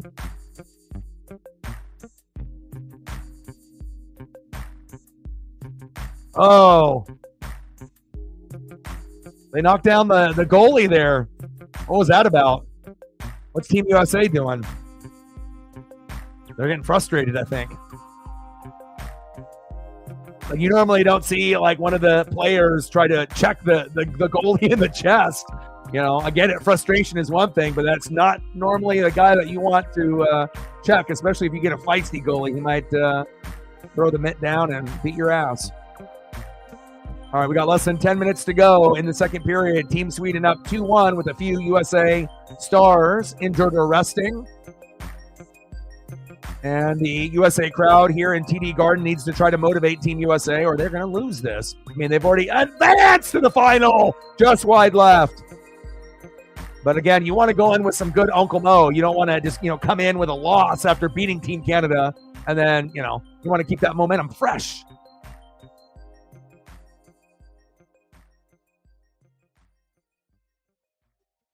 And it's not like Team USA, is not trying. They're trying out there, but it's just the skill set of the others compared to the top guys with like Matthews and the Tkachuks. I mean, it's like if Team Canada were to play with no Sidney Crosby, no Connor McDavid, no Nathan McKinnon. If that were the case, they might not even be able to beat Sweden and Finland. I mean, they might, but they might get killed. If you don't have at least those big 3. There's others that could score, but just the influence of those other guys rebounding, assisting, and just being a presence on the ice. It's just like your favorite team. You're missing an offensive lineman. You're missing a star guy or a key player. Ooh, are they about to fight? Oh, they're getting there. The words are exchanged, but no fight yet. Are we fighting or are we not fighting? What's going on here? No fighting yet. A little bit of an excess push there. He went for a shot, pushed the goalie over onto his bum. Wasn't really anything too malicious there, but I don't usually like players knocking the goalie over or trying to. Usually doesn't work well for them. So it wasn't like a blindsided check and he was trying to injure him or anything. It was more like tried to make the goal. They were already pretty close to each other and kind of did one of these, but still. Come on, USA, be better. You got Canada in the final by 2. It could happen.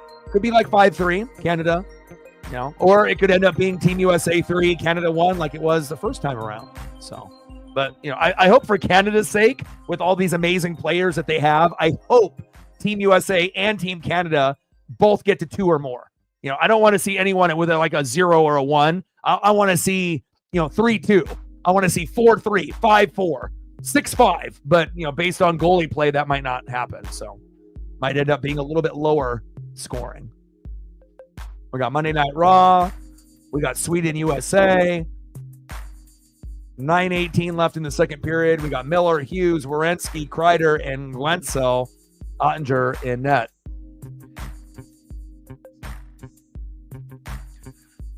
Yeah, I mean, you would assume the crowd, will be engaged because right now the crowd is pretty quiet, with all things considered. I mean, and I get it, obviously Canada, USA, based on what we already experienced up there, having Christie's mic turned off, national anthem booed, 3, fights in 9 seconds, going into their ice and their hometown country and beating them in their sport, It's kind of like one of those, like, yeah, fuck around and find out, and whatnot. But Team Canada, you never know. I wouldn't really be shocked either way. Now, if Canada didn't have Connor McDavid, Nathan McKinnon, and Sidney Crosby, then I would be like, yeah, you know what? Maybe it won't even matter. Maybe it's just, hey, we're playing in America, and we're just going to win. But we'll see.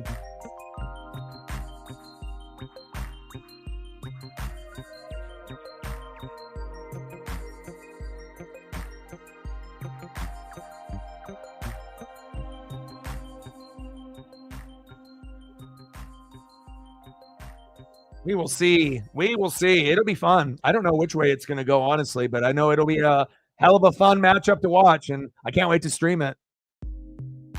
I think the one thing that we can all agree on, we don't want it to see a 5-0 win. Like all of a sudden one team. I mean, I guess, if it's your team that you're rooting for, you're like, cool, yeah, we beat them and we beat them bad. But for it's like everyone else and casuals, you're not going to get everyone staying from the first period to the third period. If you end up being up like 3-0, there's definitely going to be some people that are checking out and they're going to go watch something else. So we got Liv and Raquel walking down to the ring, and we got Sweden and Team USA battling it out. Team USA here on the power play. Let's see if this is the opportunity that we can have to score. Wenzel, Hughes, Werenski, Kreider, and Eichel, Captain Jack on the ice.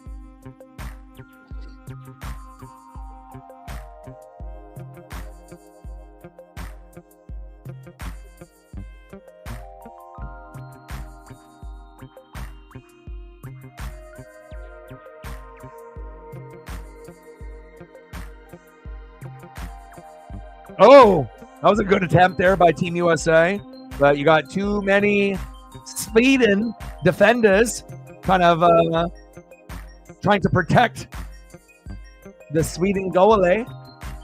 Good defense here by Sweden. Let's see if Eichel and company can get something going here. Eichel, Kreider, Werenski, Hughes, Wenzel.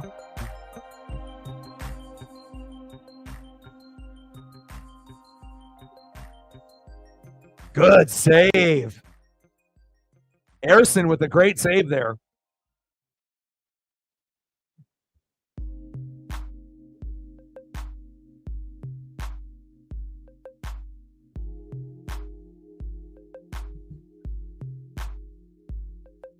Yeah, one-timer by Eichel, but right in the stomach and the chest. That was just great defense there. Great awareness.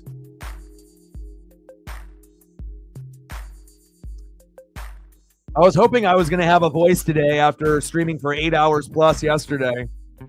But again, that was actually one of the funnest streams that again, a long day. Paisley and me, our routine was kind of screwed up a little bit with, the exercising and whatnot, even though I got a 40-minute walk in, during that rain delay and whatnot. But what a finish. And again, Daytona is always known for crazy-ass wrecks and whatnot, and we've been getting some really good results, which I'm very thankful of. I mean, my thumbnail skills have gone to another level, and, we've gotten, 3,000 plus views at Bowman Gray, almost 5,000 for Daytona. And I know there's going to be, some dead, zones when we have holidays and other things for certain, races later in the year, but that's a pretty good, start. And again, I wanted to do NASCAR. I wanted to do something on Sundays to fill in the gap, for NFL. And we're getting good results. And we've been getting some new subs. We've been getting some new support. And that's always good, to be able to grow the channel and, wrestling fans, NASCAR fans, football fans, baseball fans, I guess basketball, maybe not NBA, but March Madness at least. That's coming up. That'll be better than the NBA.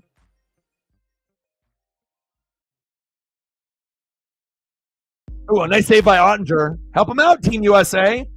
Team USA kind of just standing around and looking. I mean, again, if you're just going to stand around and look, Sweden's going to get another goal. They're going to go up 3-1, and then we're going to lose. Unless we end up having a nice flurry in the third period. But, to have the pressure to have 2 goals in the third without, really seeing the Kachucks, on the ice. I haven't really seen them. One was supposed to play. One is taking obviously the night off. Obviously no Austin Matthews, and I can definitely feel it out there. It's not like our team sucks, But again, like, who's going to be the guy that's going to make the play for us? I mean, is it going to be Eichel? Is that the next like elite guy that we at least have left? I mean, someone's got to do it. Faber, Hughes, Slavin, Trocheck, Nelson. Like, you know, they're like good players, but they're not like elite like the Kachucks and, you know, the Austin Matthews. We need those, man. What is Raquel doing? Raquel spinning around Roxanne Perez like a rag doll.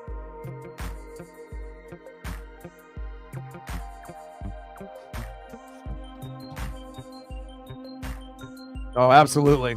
He is. I need to go get another drink here. Give me a second.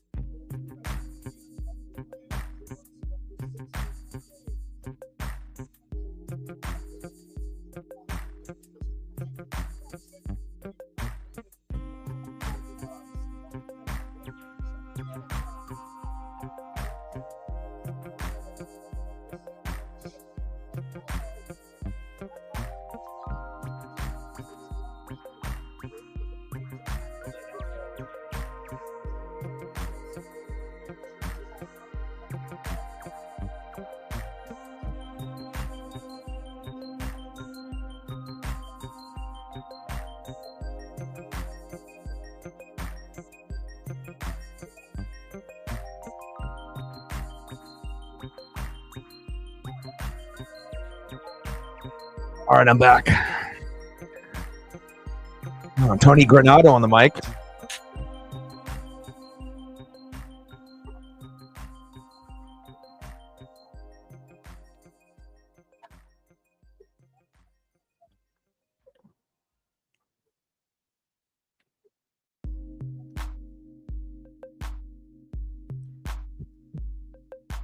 Yeah, but this is exactly how you make the game, you know, competitive when you have a couple of the stars out for, you know, Team USA, and then if you're looking at it for player, it's kind of even.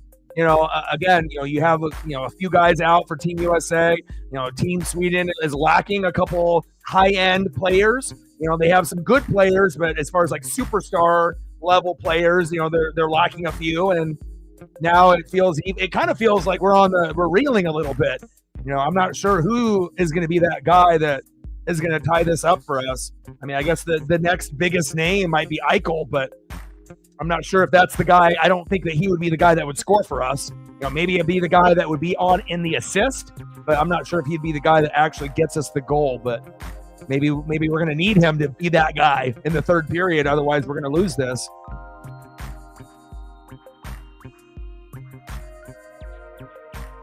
But definitely it's been an even matchup. Liv Morgan, Bianca Belair making her way to the ring. Are Bianca and Liv going to scrap?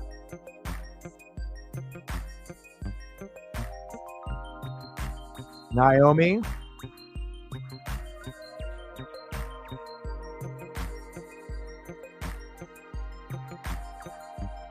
Oh. Liv into the barrier. We got less than 4 minutes to go in the second period. Team Sweden up 2-1 over USA. Roxanne Perez. Got it. Roxanne Perez got the lime green and black gear, kind of DX themed.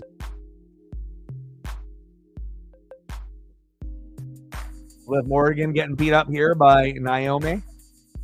And Bianca, ooh, double team move. Uh-oh. Here comes Raquel. She said, I'm the giant. She says, Liv, come with me if you want to live.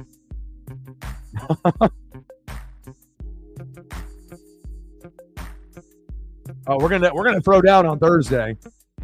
Energy should be electric too. The crowd should be just 10 out of 10.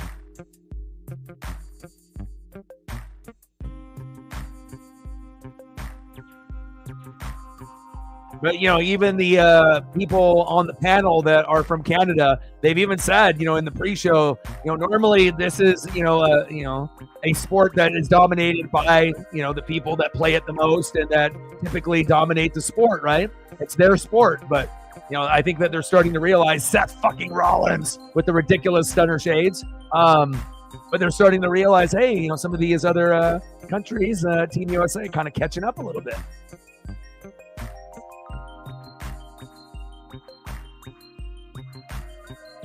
Man, those are some ridiculous stunner shades for Seth Rollins.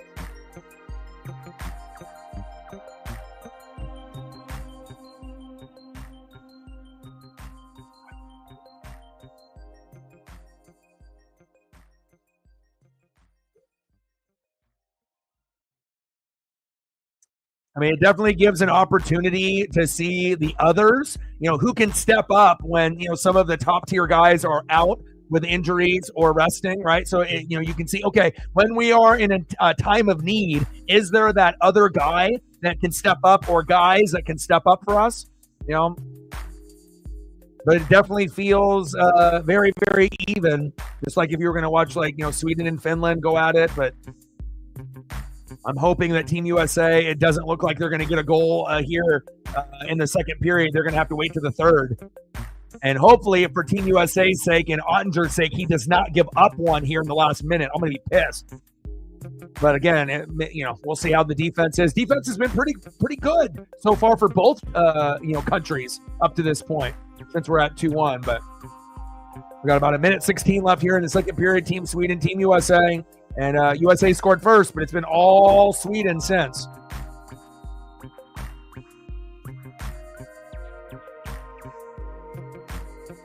What do we have on the ice here? Guentzel, Connor, Faber, JT Miller, and Slavin.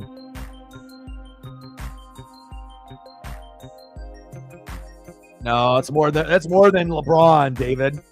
This is just if LeBron played. It's not like everyone would be talking about the All-Star weekend. Again, the changes to it, the players that are playing right now, they ruined it. The Steph Curry era ruined basketball. Everyone thinking, even including kids, that everyone can shoot half-court shots like Steph, and not play defense, and you're going to get rewarded for it, Changing the format from rookie-sophomore game to the bullshit that they do in the Rising Stars, not having the best participants in the three-point skills in the dunk contest. Hell, the winner, Mac McClung, he's not even in the NBA. He's in the G League, which is like someone that would be playing in AAA instead of the major leagues in baseball.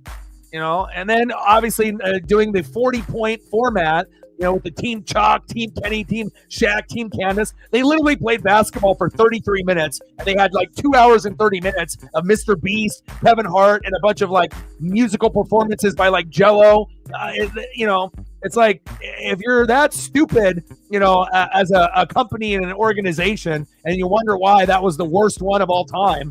Adam Silver, I wish David Stern was still alive. He would not allow for this dumb shit to happen that Silver is allowing to happen. Talk about someone that is not in tune with the fans or with the sport in general. Some people don't make moves strategically like the Mariners because they're cheap and they want to profit. They know exactly what they're doing. But the NBA, they have no clue. They think that they're doing a great job. They're attracting fans that they've never had before. No, you're losing money and you're losing fans, and not just a small percentage, a large percentage. We're at the end of the second period, 2-1, Sweden. Nice job by Team Sweden. But I need Team USA to score here in the third period. I want USA to score 2, Team USA 3, Sweden 2, final. And that's what I'm hoping for. But It might end up being Sweden 3, USA 2 here in a few minutes.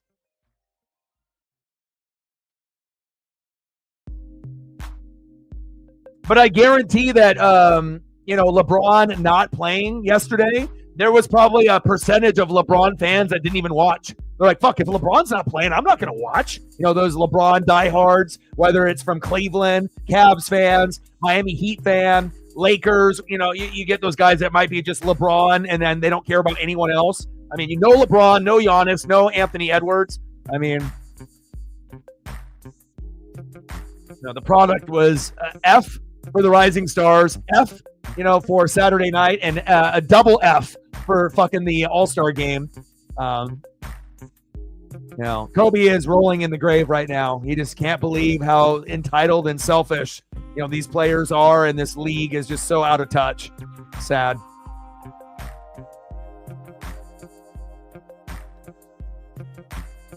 All right, this is at intermission.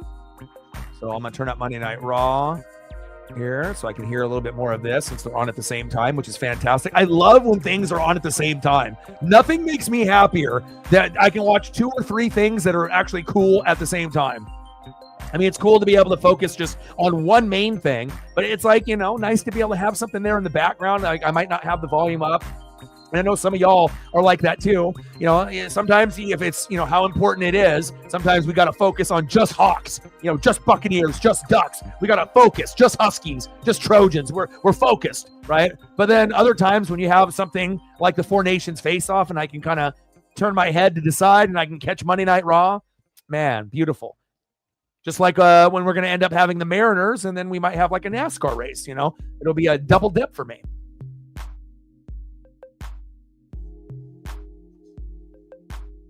Is this EO Sky? EO's got great theme music.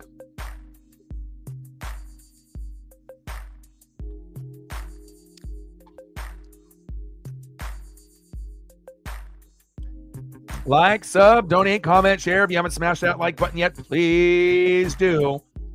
You never know when you're going to hit the algorithm. Looks like we only need, only 2 more. If you're in the room and you forgot to smash that like button, thank you so much. Now we're at 19. We need 1 more, and we're in the algorithm. 1 more to hit 20. If you haven't done it yet, please do. You got a backup account. Do your boy a solid. And in that NASCAR stream, we peaked over 2,000 in the room, which is, I think, the highest number that we've had. One of the highest, if not the highest. Almost 5,000 people yesterday. And then Bowman Gray did 3,000. So, yeah, again, you got to be able to, adjust things and make things better. And again, I feel like NASCAR.com did a great job with their page. I feel like the thumbnails are perfect, exactly how I want to represent Chase Elliott and the NASCAR fans. And, there's going to be, other opportunities, for others out there as well. But nice to be able to, get a good fan base and get some newbies on here. And, maybe we'll end up getting some heavy hitters on the NASCAR side again. It could really help the channel out, finding some extra heavy hitters that will support, during baseball season and in NASCAR season. 2-1 Team Sweden. And now they're going over kind of a recap of Monday Night Raw from last week.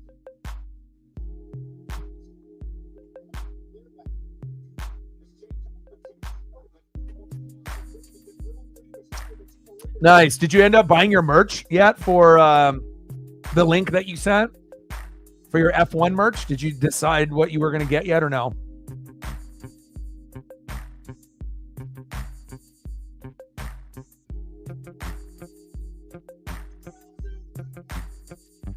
All right, we got New Day on the mic.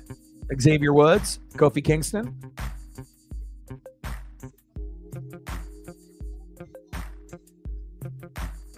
And they're getting a Boo Bird action just like Logan Paul and Dominic Mysterio.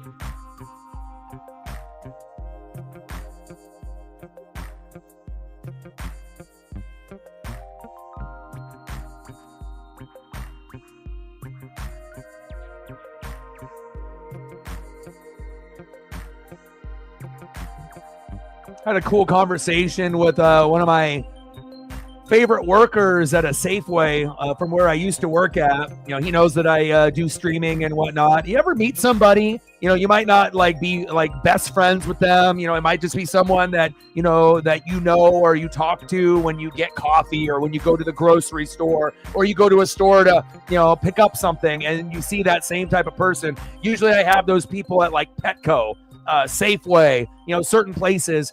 And, you meet these individuals that, just brighten up the room, and they're always positive, even when they're having a shitty day. This guy is it. And again, it's like he's been there at this Safeway.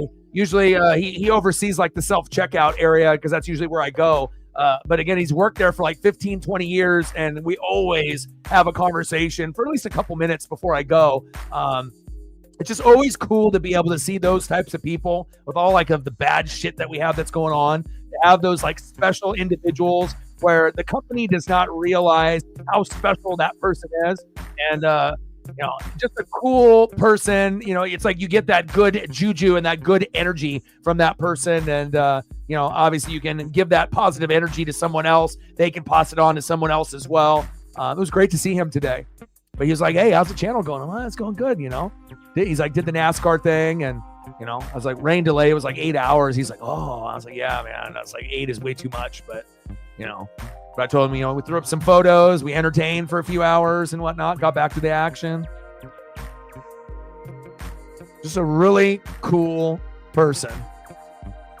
I got a couple. And then Jeff that sometimes hops on in the channel that you'll see that comes in for Mariners. He works there too. And he'll hop in the stream here once in a while as well. But he wasn't working today, so I wasn't able to see him, which was a little bit of a bummer, but I think he had the day off today. USA injuries: Charlie McAvoy, upper body, Matthews, and Kachuk. So it looks like the Team USA has 3 injuries, and we're feeling it. Kofi on the mic, getting booed.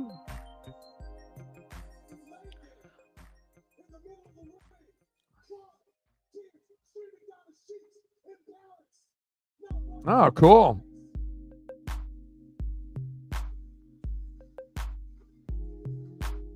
How far along are you on the pirate ship?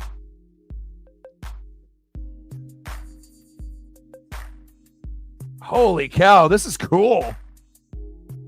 Fallout Pip-Boy 3000 MKV 1/1 scale life-size prop replica. That is incredible. Wow. I didn't know it was going to look like that. Because again, sometimes when they like do like, sometimes when they end up making like replica stuff, sometimes it ends up being kind of cheap looking or plasticky, and that actually looks incredible. Zay in the building. What's good, brother?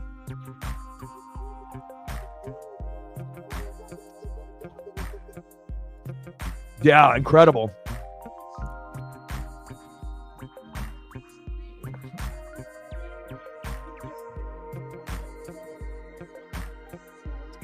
Kickoff? Are you talking about NFL? No, because the whole reason that they did that is to prevent CTE and head injuries. So obviously, there are some individuals that have had CTE other than Antonio Brown. And again, they know that after players leave the game and not having that routine of being a part of something, and like the NFL, some of these guys will end up having addictions and drug and alcohol abuse. Some end up leading to suicide and other horrific things and whatnot. So you're not gonna have the kickoffs go back to how they were. The whole reason that they changed it was for player safety. So you're going to end up keeping it like that, I would assume, for quite some time, until we end up maybe getting a new commissioner. And then if we get a new commissioner past Goodell, then, based on, maybe better helmets for everyone, more protection, for everyone's cranium and their brains, and if we end up getting better helmets with better technology, then after the next commissioner moves on, then maybe we'll go back to regular kickoffs, because the protection, will be there if they end up running into each other full speed. But again, player safety is whether they say that it's important to them or not, obviously implementing that rule, they're trying to prevent CTE. They're trying to prevent people turning into Antonio Brown. So I think it'll be like that for quite some time. LWO. And there goes Kofi and Xavier Woods running away from the LWO, Latino World Order.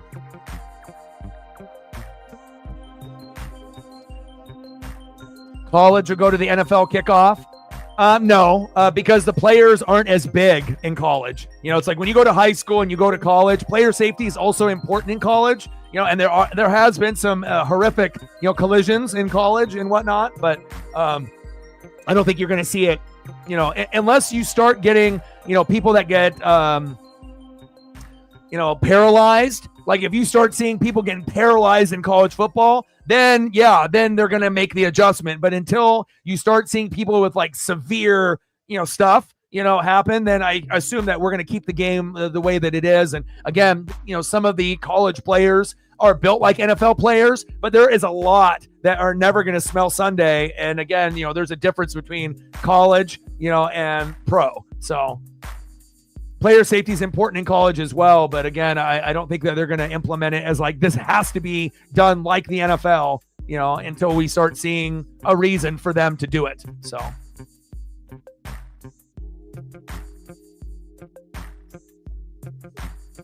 The only crappy thing is if you love special teams, like, on the NFL side, it's like you're not able to have like that epic kickoff return for 100 yards for a touchdown or punt returns. It's like that vibe of like, oh my God, this was a game-changing play, like a pick six or a fumble for a touchdown. That aspect of the game, at least on the NFL side, for at least the kickoff, it kind of stinks. But again, what's more important, a 100-yard kickoff, maybe 2 times a year for your team, or player safety for your superstars for their career? Some people would say, I don't care, give me the kickoff. But, I think that's really the only thing people are going to miss is that, oh my God, a 100 yards, 105-yard touchdown to start the game off, a Devin Hester type of play. But, player safety more important. Naomi, Bianca, EST and the Glow.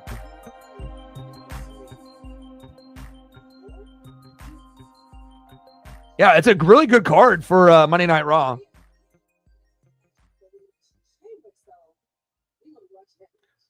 Yeah, let me see. Hold on one sec. I'm going to send it to... Let me see if I can pull it here. One sec. Let's see. This is a cool, like, prop replica. Burn it down, my guy, Seth Rollins.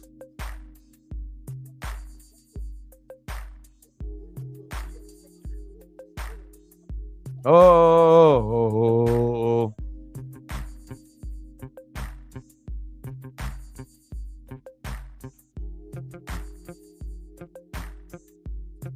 This is what Megan is going to get from the show. Replica. It looks awesome. I mean, like I said, I knew it was going to be pretty cool, but it looks like, and then obviously having a little bit of grit and grind on it and whatnot. Pretty sweet.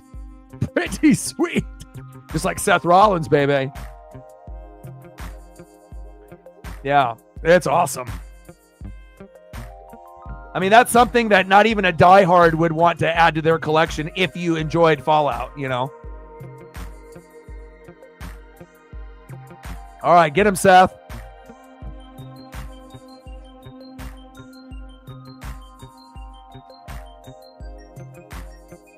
Burn it down.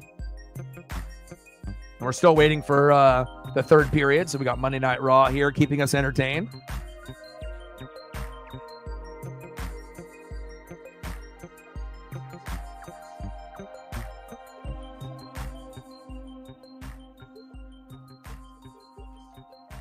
Seth or Finn. Better be Seth. I'll be mad if it's Finn. Give Seth the belt.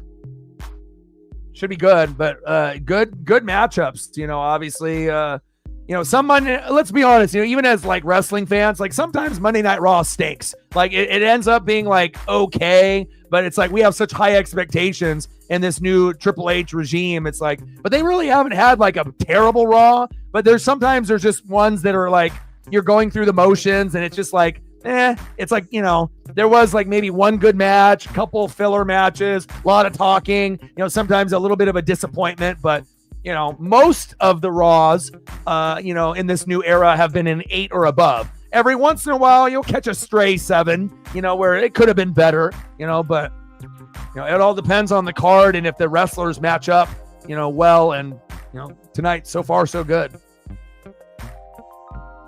It's a radio, USB charger, all the graphics from the game clock. Yeah, very cool. I was going to say, what other functions are there? And you just told me. So it's like you read my mind.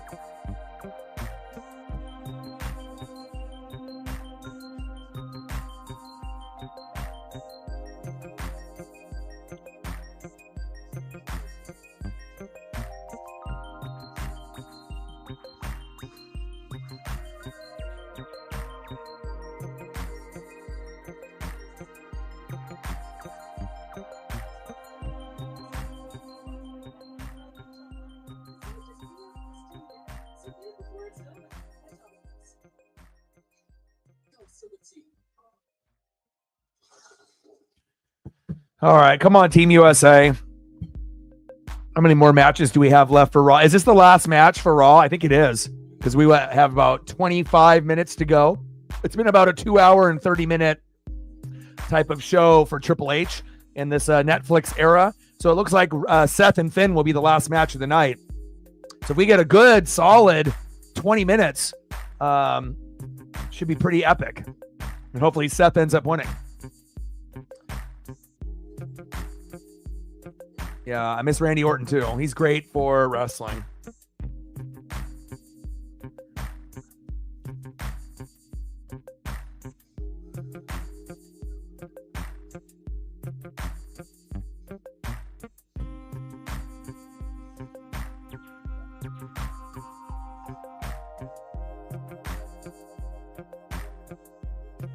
I need a throwback performance from Seth like this.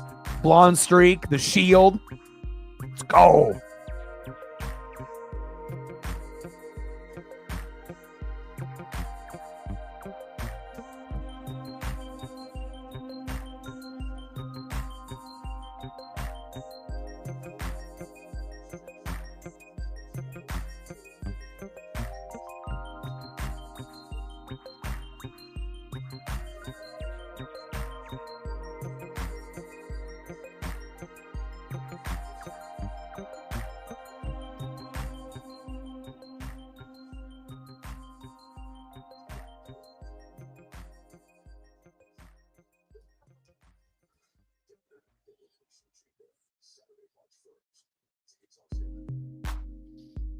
I miss it.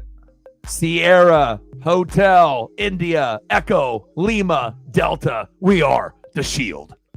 All right, we're back in action as we have Finn making his way down to the ring. And we're going to watch both of these epic things. All right, here we go. All right, 2-1 Sweden. We got the main event. We got Finn Balor and Seth Rollins on Monday Night Raw. This is going to be good.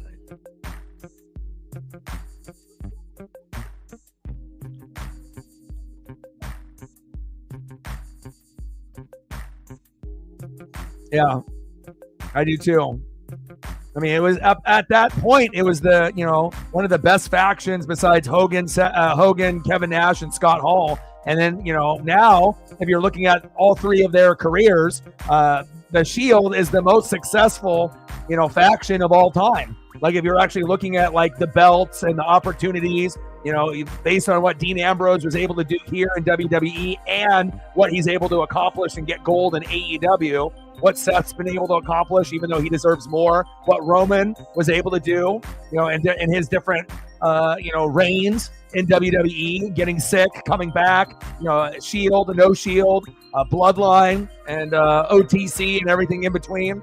It's pretty crazy to think that Seth, Dean, Jon Moxley, and Roman have been literally the most successful faction of a trio out of anybody in wrestling ever. That's saying something. Over Hogan, Kevin Nash, and Scott Hall. That's incredible. I mean, I'm always going to be a Scott Hall, Kevin Nash guy, but Finn, pedigree, no way. 1, 2, 2.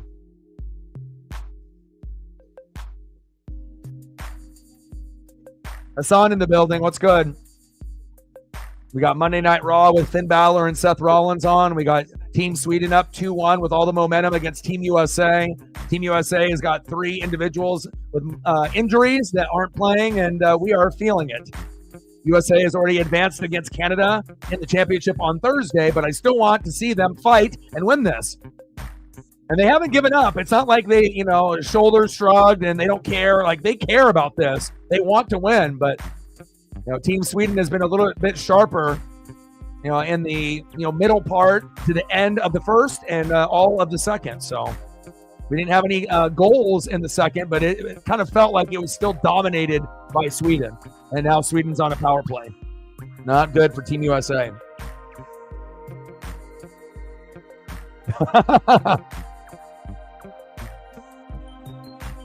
Yeah, Seth's my favorite. So I've been following him for, a long time.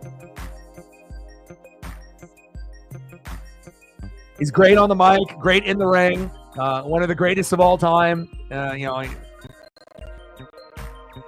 Still deserves more gold, but that'll come at some point. Everyone's going to have their turn. Seth's just got to wait for his turn, even though it already should have been his turn a long time ago. Oh, big kick. Big clothesline. Get him, Seth. Nice kicks to the midsection. Team Sweden trying to take advantage of this power play. Come on, Ottinger. Don't let me down. Let's see who's in. Nelson, Faber, Slavin, Alarkin, and then Ottinger in net.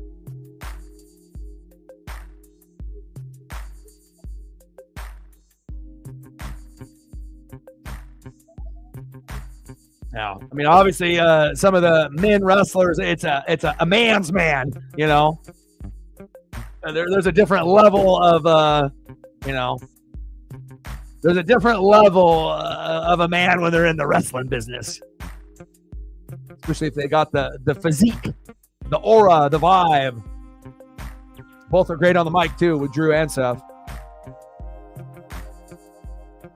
Oh, a big high knee for Seth to Finn Balor there. Sweden still on the power play. Come on, Team USA. Hang on.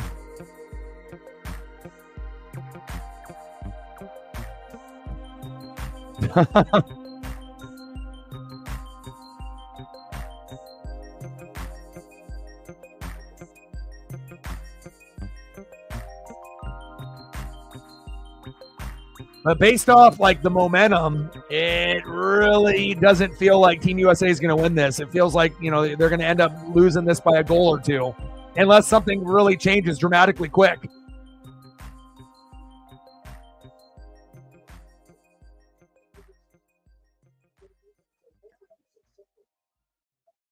Because it's I don't even know if we can get 1, let alone 2 to win. And what are the chances that they don't score anymore? It's you got to think that Sweden's going to have a good chance to score at least 1 or 2 times this period. But, I mean, worst case scenario, Sweden scores 2 more times and we get blown out 4-1. But Ottinger, good awareness there. Seth and Finn on the ropes.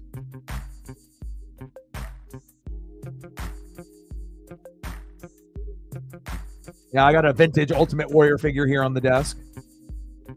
Big Boss Man, Hulk Hogan, Hulkamaniacs, Ultimate Warrior, shaking the ropes.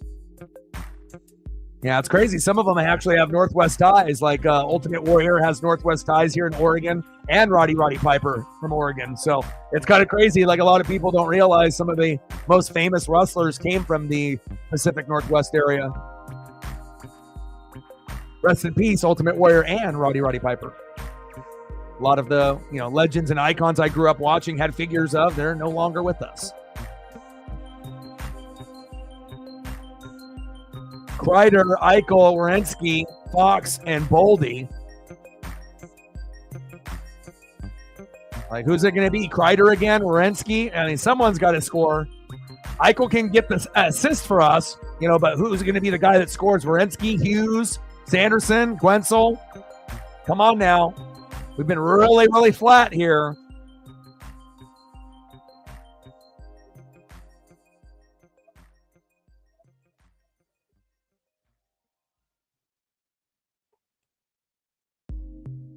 Yeah, let me some Bret Hart. Never had a Bret Hart figure though growing up. Never had the Bret Hart. Never had the Jim the Anvil Neidhart. Never had the Owen Hart. Not that I didn't want it. I just don't think that I don't think they had them at the Toys R Us that I went to. Because obviously if Bret Hart was available at the Toys R Us, I probably would have begged for it, to get it. But yeah, never had a Bret Hart figure, which is a little odd because normally shot just missed there. But normally it's like I'll have figures of those ones. But also too, I never had an animal and a hawk, and that was my favorite back in the day. The Road Warriors. Legion of Doom. That was like my favorite, tag team, and just in general, that was my favorite. So, but I always thought, it'd be cool to, get those figures now. But again, then I would have to get the loose ones, and then, so that way I could like pose them and whatnot. And then I would have to get one still with the cardboard on, protected and whatnot. So. Nothing like that face paint and those shoulder pads and that theme entrance, man. There was nothing cooler than the Legion of Doom Road Warriors back in the day. They were awesome. I mean, hell, even Demolition was a little bit chubbier, but they were still cool too with the face masks and their look. But they weren't the Legion of Doom or the Road Warriors, but they were still cool.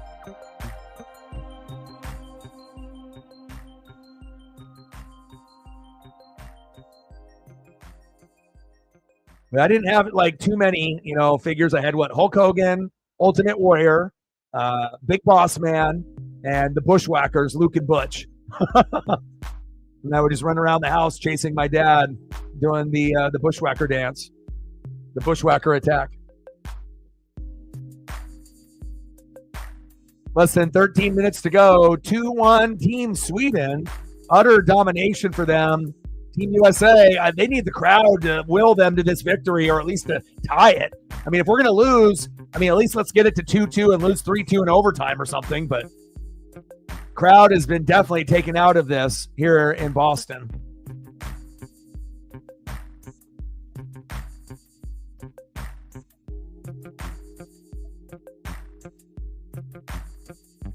Did we hit 20 likes yet?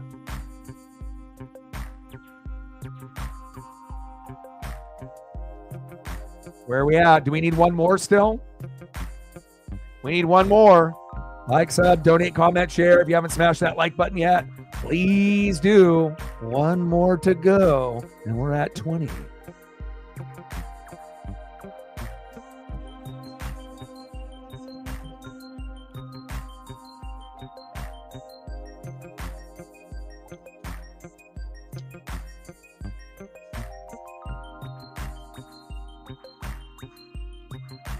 Take it easy, brother.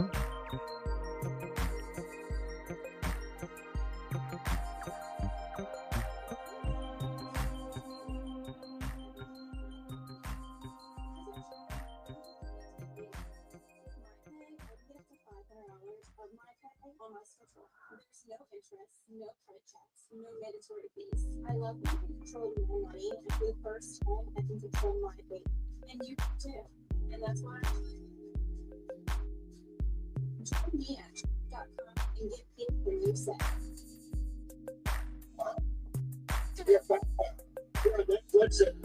All right, Seth and Finstone going at it here in the main event on Monday Night Raw. We got less than 13 minutes left in the third period for Team USA to try to tie the game up. Doesn't feel like they're going to win this. It'll be a luck if we can even tie it. And then even if we tie it, it kind of feels like we would lose in overtime. I just don't see the firepower. It's not like they're trying, but again, when you don't have some of your top tier talent out there, to either be a decoy, help out with assisting, just being that presence on the ice, we're definitely, reeling a little bit. We've already advanced to the championship game against Canada, so even if we lose, it doesn't necessarily matter based off the championship already being set. But as far as momentum is concerned, you want to win every game that you play for your country. So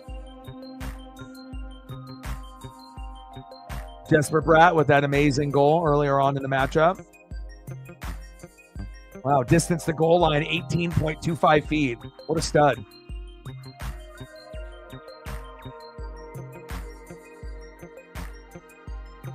All right, Guentzel, Miller, Hannafin, Fox, and Boldy. Not sure if I really like this line for Team USA, but Ottinger has kind of settled in after not having a very good end of the first period. Nothing given up by goalies for Sweden and USA in the second. Who wants it more?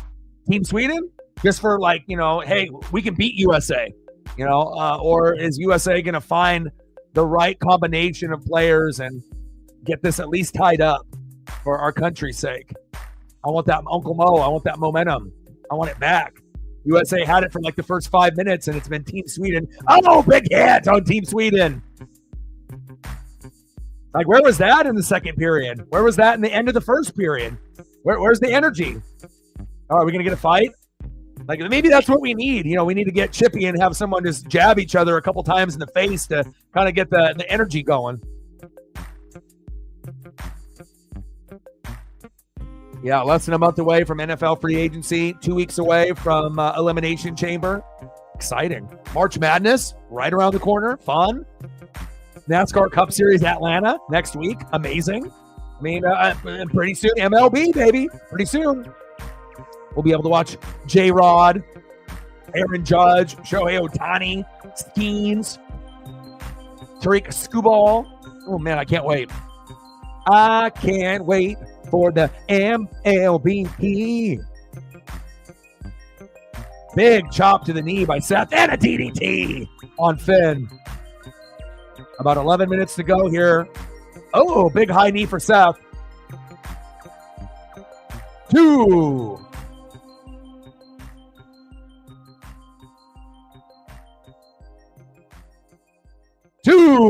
Nice moonsault there by Seth off the ropes.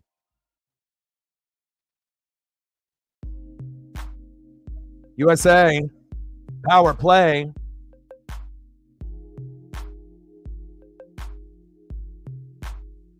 Oh.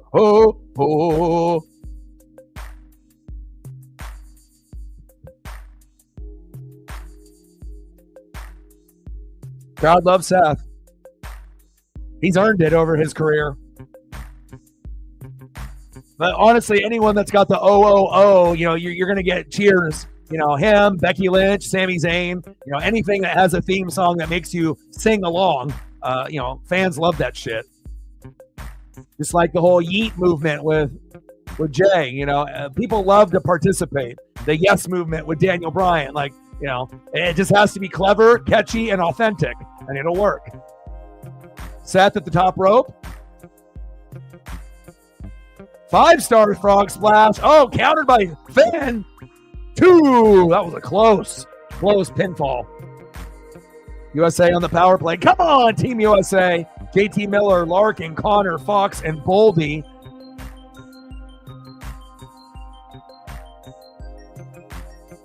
Yeah, I'm hoping we get some trades. I mean, obviously, it's very clear Kenny Pickett wasn't good enough there at Pittsburgh. Russell Wilson and Justin Fields aren't good enough.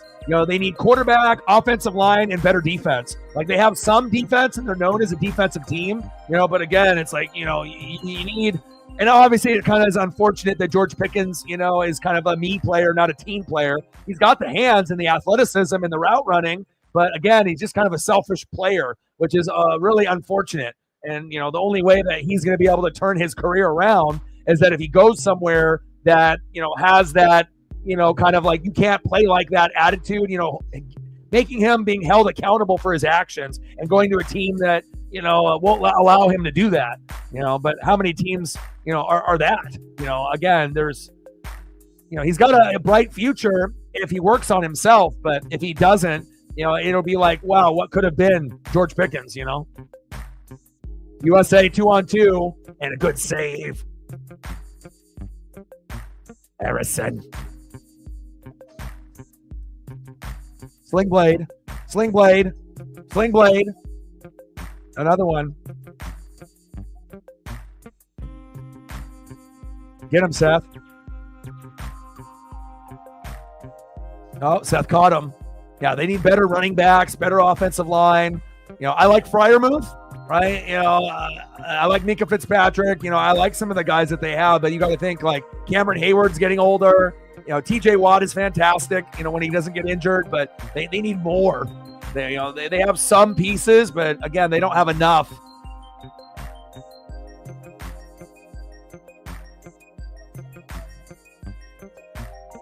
There we go, Seth, get his ass. There we go, pedigree his ass. Bang, there we go. Night. 1, 2.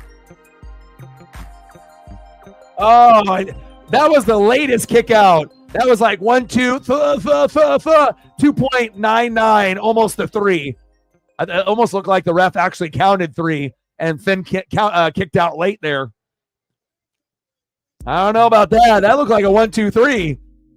Obviously, everything is predetermined and planned right there, but it looked like Finn slightly kicked out late.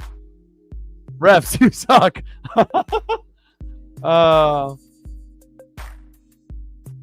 They're like, fuck Finn. Lenny D loves Finn, though.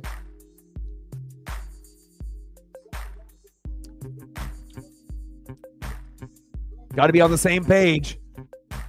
I'm not sure if that was really the ref's fault. That looked like Finn. That was Finn. He needed to kick out a little bit quicker based on hearing the count.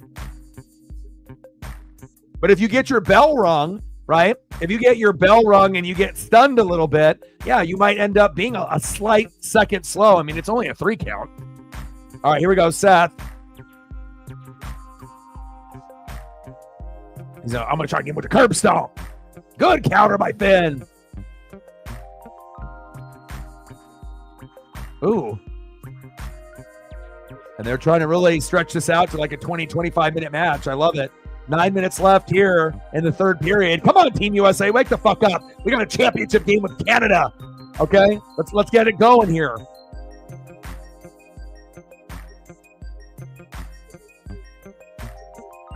I mean, shit, if our role players play like this, we're going to lose to Canada. We have to play better than this. Uh-oh, top rope, good counter. Oh, Seth. Oh, that was kind of an awkward landing. I think he didn't land on his neck. Finn is in position here. Coup de grace. Oh, right on his stomach. Coup de grace. Finn, 1. Oh, counter. 1, 2. Oh, this is a great match for main event. Finn. Crippler crossface.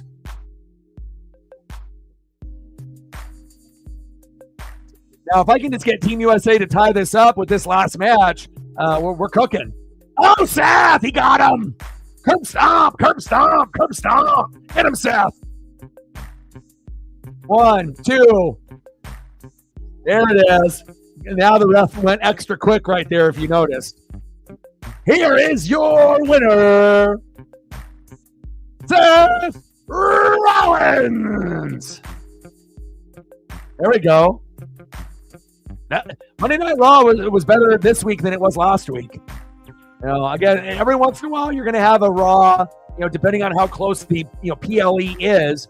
Sometimes it's going to be kind of like a build-up Raw, build-up SmackDown, not a lot of matches, more talking and promos. But when you have qualifying matches for the PLE, like the Men's Chamber, look at that group. Damian Priest, right? Logan Paul, John Cena, CM Punk, Drew McIntyre, and Seth Rollins. Yes, please.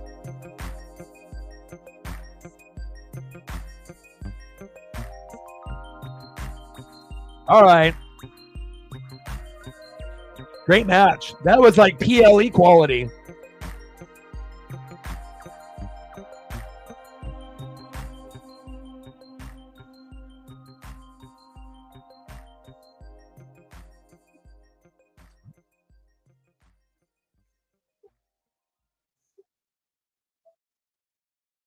And those wrestlers are all different from each other. Priest, the way he wrestles, like Scott Hall, Logan Paul, kind of stealing the moveset, from someone there in AEW. The Cowboy.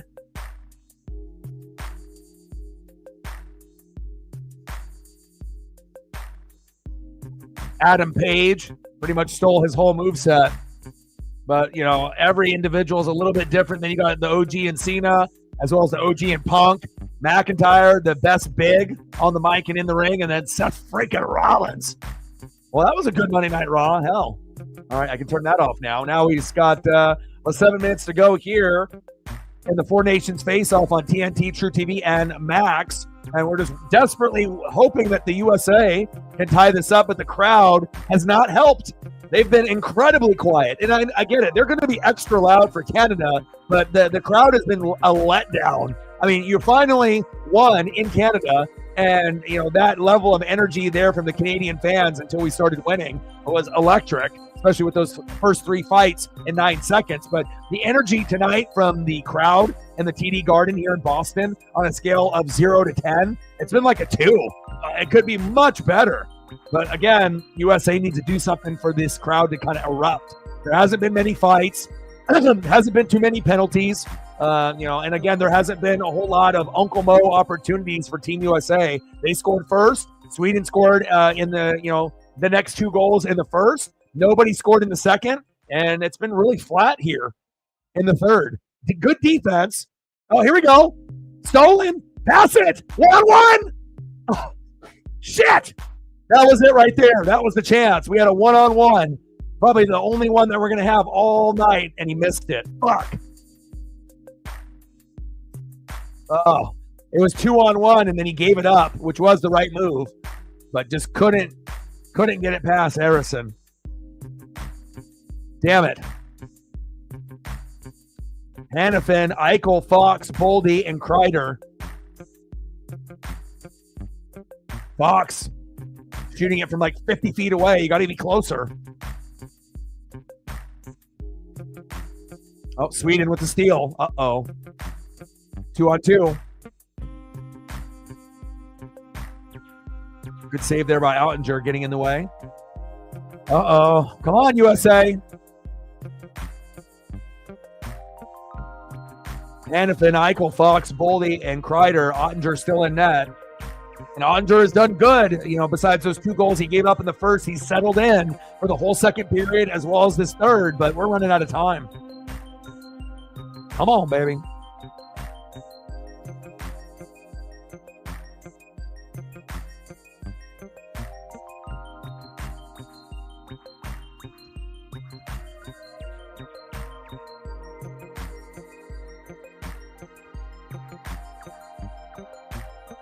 All right, we have a commercial break.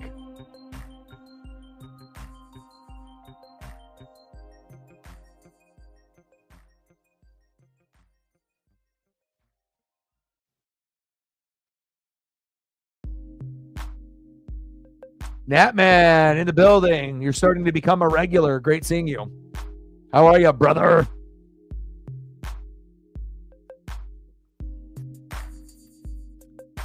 Yes.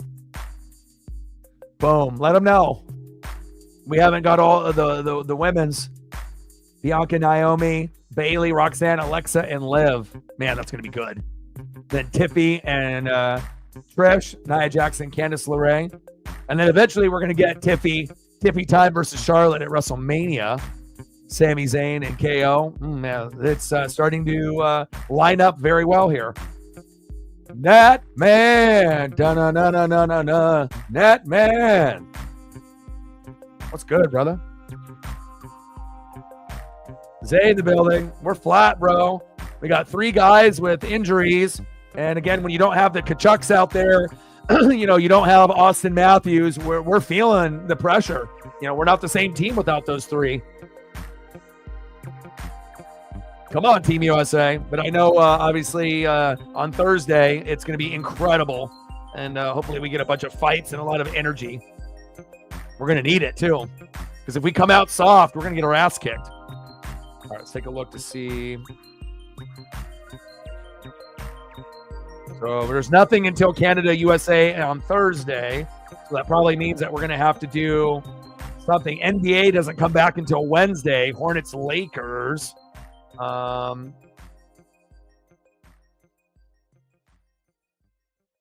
to look to see is there anything worthwhile for tomorrow, like college basketball? Yeah, it's pretty slim pickings for tomorrow and the next day. I don't really want to take any days off, though. Yeah, we're going to be healthy for Thursday for sure, but we might have to do college basketball for a couple days, or at least do college basketball for one day and then maybe take a day off and whatnot. So, and then Duke fucking played today, damn it, against Virginia, because that's usually where I would want to go to because I want to watch Cooper Flag. I mean, but we'll see. We'll figure it out. All right, we got 5 minutes to go here. Come on, Team USA. JT Miller, Gwensel, Eichel, Werenski, and Faber. Someone's got to step up. Like, sub, donate, comment, share. If you haven't smashed that like button yet, please do. Help us get to 20 and above. Last time I checked, we were one away from 20. But with Zay and Natman now, we should be able to hit that number. And we're at 100 in the donos. We hit goal. Can we get to 2? Or anything above the initial 100? We will find out. Help your boy out. Show some love. Support me and the Paisley Pup. Nelson, Eichel, Werenski, Fox, and Boldy.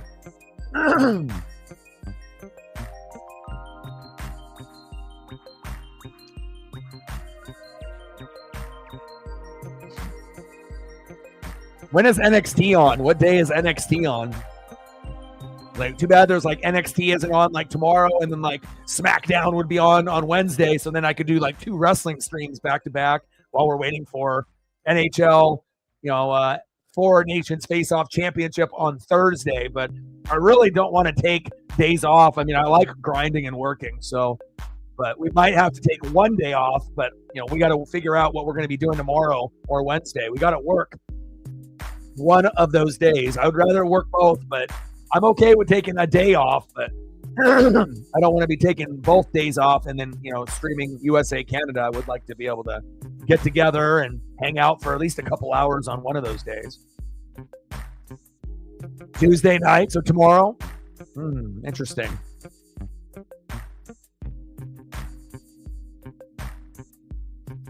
I mean, if I can get a link for NXT to work, then, that could be a possibility.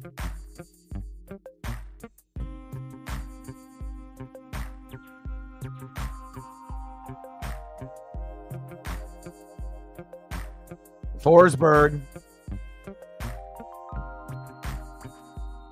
Carlson, Hedman, Forsberg, Lindholm, and Arvidsson for Team Sweden. This one feels like it's going to be 2-1 final. It really does. And after streaming for 8 hours yesterday, it looks like my voice is finally starting to crack a little bit. That'll do it. So maybe we will take the day off tomorrow to rest my voice. And then we'll be back on Wednesday. I knew my voice was going to crack at some point. We were good at the 8 hours yesterday, but I was like, it's going to crack either today or tomorrow. So maybe rest my voice tomorrow, and then maybe we'll be back on Wednesday. I'll see how I feel tomorrow. I mean, I got a bunch of Ricola, and that'll help me out. Yeah, but I don't see anybody scoring the rest of the way here. And if someone does score, it probably won't be us. I mean, I hope I'm wrong. I'd love, to go to OT. But, I mean, it kind of feels like even if we did go to OT, we would lose 3-2. But I just don't know if we have it in us right here. Kind of feels like it's going to end 2-1 Sweden with the final. I'm not correct on every prediction or ESP moment, but that's just kind of how my ESP is feeling right now. I mean, do both teams have guys that could get it into the net? Yeah, they do. But just the way the flow of this matchup has gone, I don't know. It kind of, maybe they're thinking, what's for dinner? Let's get off the ice. We're done. We grinded now for 3 periods. Defense has been good for both teams. USA already made it. Does Team USA have the urgency to win this, or do some of them checked out and don't care because they're already in the championship against Canada?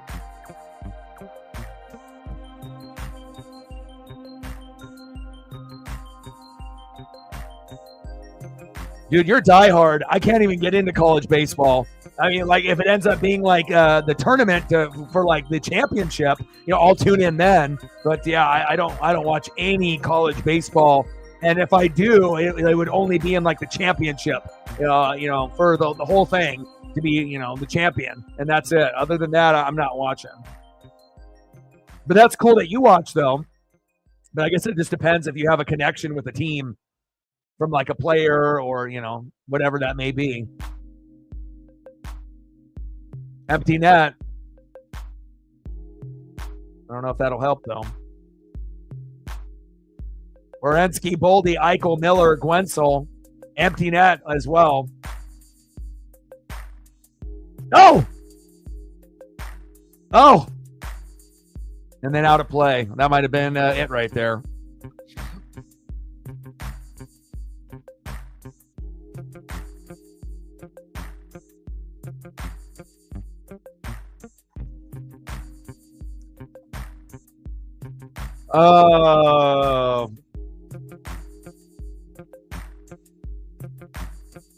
Miller, Guentzel, Eichel, Werenski, Boldy, and Hughes. 6-on-5, and we still can't tie the damn game up. All right, they're drawing up a play. They're like, okay, we don't got the Kachucks out there. We don't got Austin Matthews. When we don't got our big three out there, we stink. Shows you how important, not only Austin Matthews is, but the Kachuk Bros, giving you that, high energy with the big checks on the glass and also being able to score goals on top of that.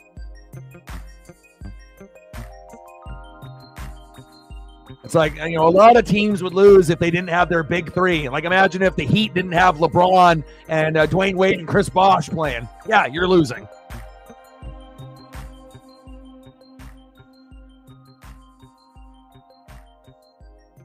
This is the loudest the crowd has been, and it's during a timeout right now where they're just kind of, singing and whatnot, with the PA announcer. That's when you know that things are not going good for Team USA. That the loudest the crowd has been was right there during the timeout, just doing a playful, mimicking what the announcer is singing over the mic.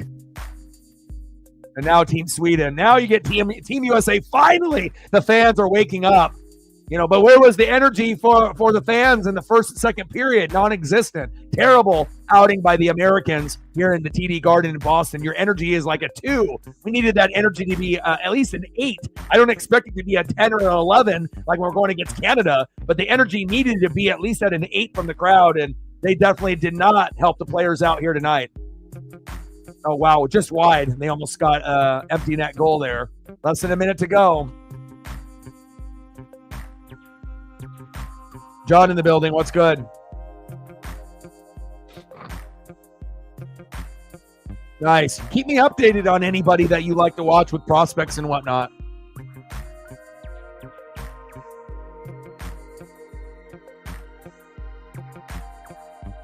Absolutely. Absolutely.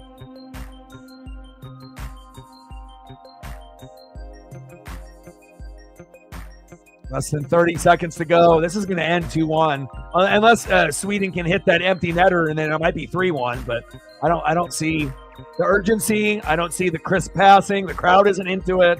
It's like everyone has already just thought about, okay, Thursday we're playing Canada. What about right now? Damn it! That was a decent shot. Shit, good defense there by Sweden.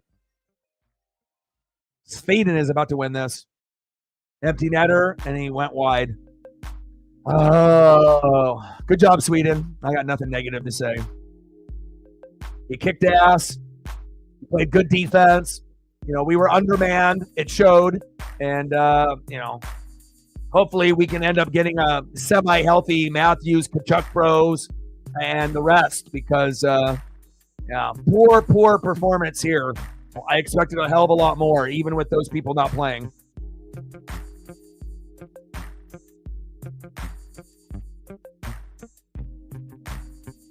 Sweden.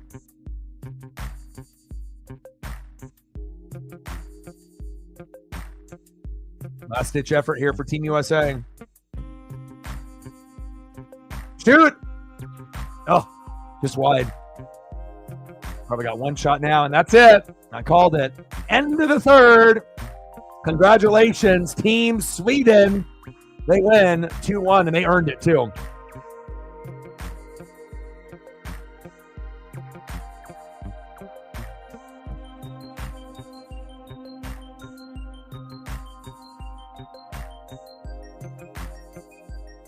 GG. Good job, Team Sweden.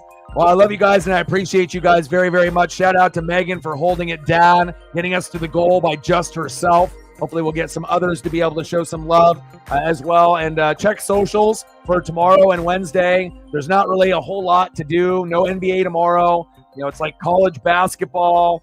Nothing on the NHL side, nothing on the NASCAR side. I mean, unless I can get like an NXT stream going, which I don't even know if there's going to be a link available for that. So maybe I'll rest my voice tomorrow, spend time with Paisley. I know the Lakers play on Wednesday night, you know, if I had to go down that particular route, but I don't know. I would probably rather do something else than the Lakers if possible, but let's take a look to see on the men's basketball side. Wednesday, Auburn plays, Bama plays, Kentucky plays. I don't know. It's kind of a weak slate for sports on Tuesday and Wednesday, but I appreciate every single one of y'all that liked, sub, donated, commented, shared. Megan is the MVP for this stream. We appreciate you. Sarah, always helping out with mod duties. Appreciate you as well. Final score in the Four Nations Face-Off round robin, Team Sweden 2, Team USA 1, and we will be live on Thursday at the very least. If I don't stream on Tuesday and Wednesday, which I will, I think, we will have Team Canada and Team USA in the championship on Thursday at 5 o'clock Pacific for the Four Nations Face-Off. Dynamite on Wednesday as well. But it all depends if I can have that link. And yes, I need to rest my voice. That NASCAR stream did a number to the voice box. Well, I love you guys, and I appreciate you guys very much. And I got one question for you. Who you know talk sports like us? Your boy Ryan, Northwest Sports Fanatics, and I'm out. Okay.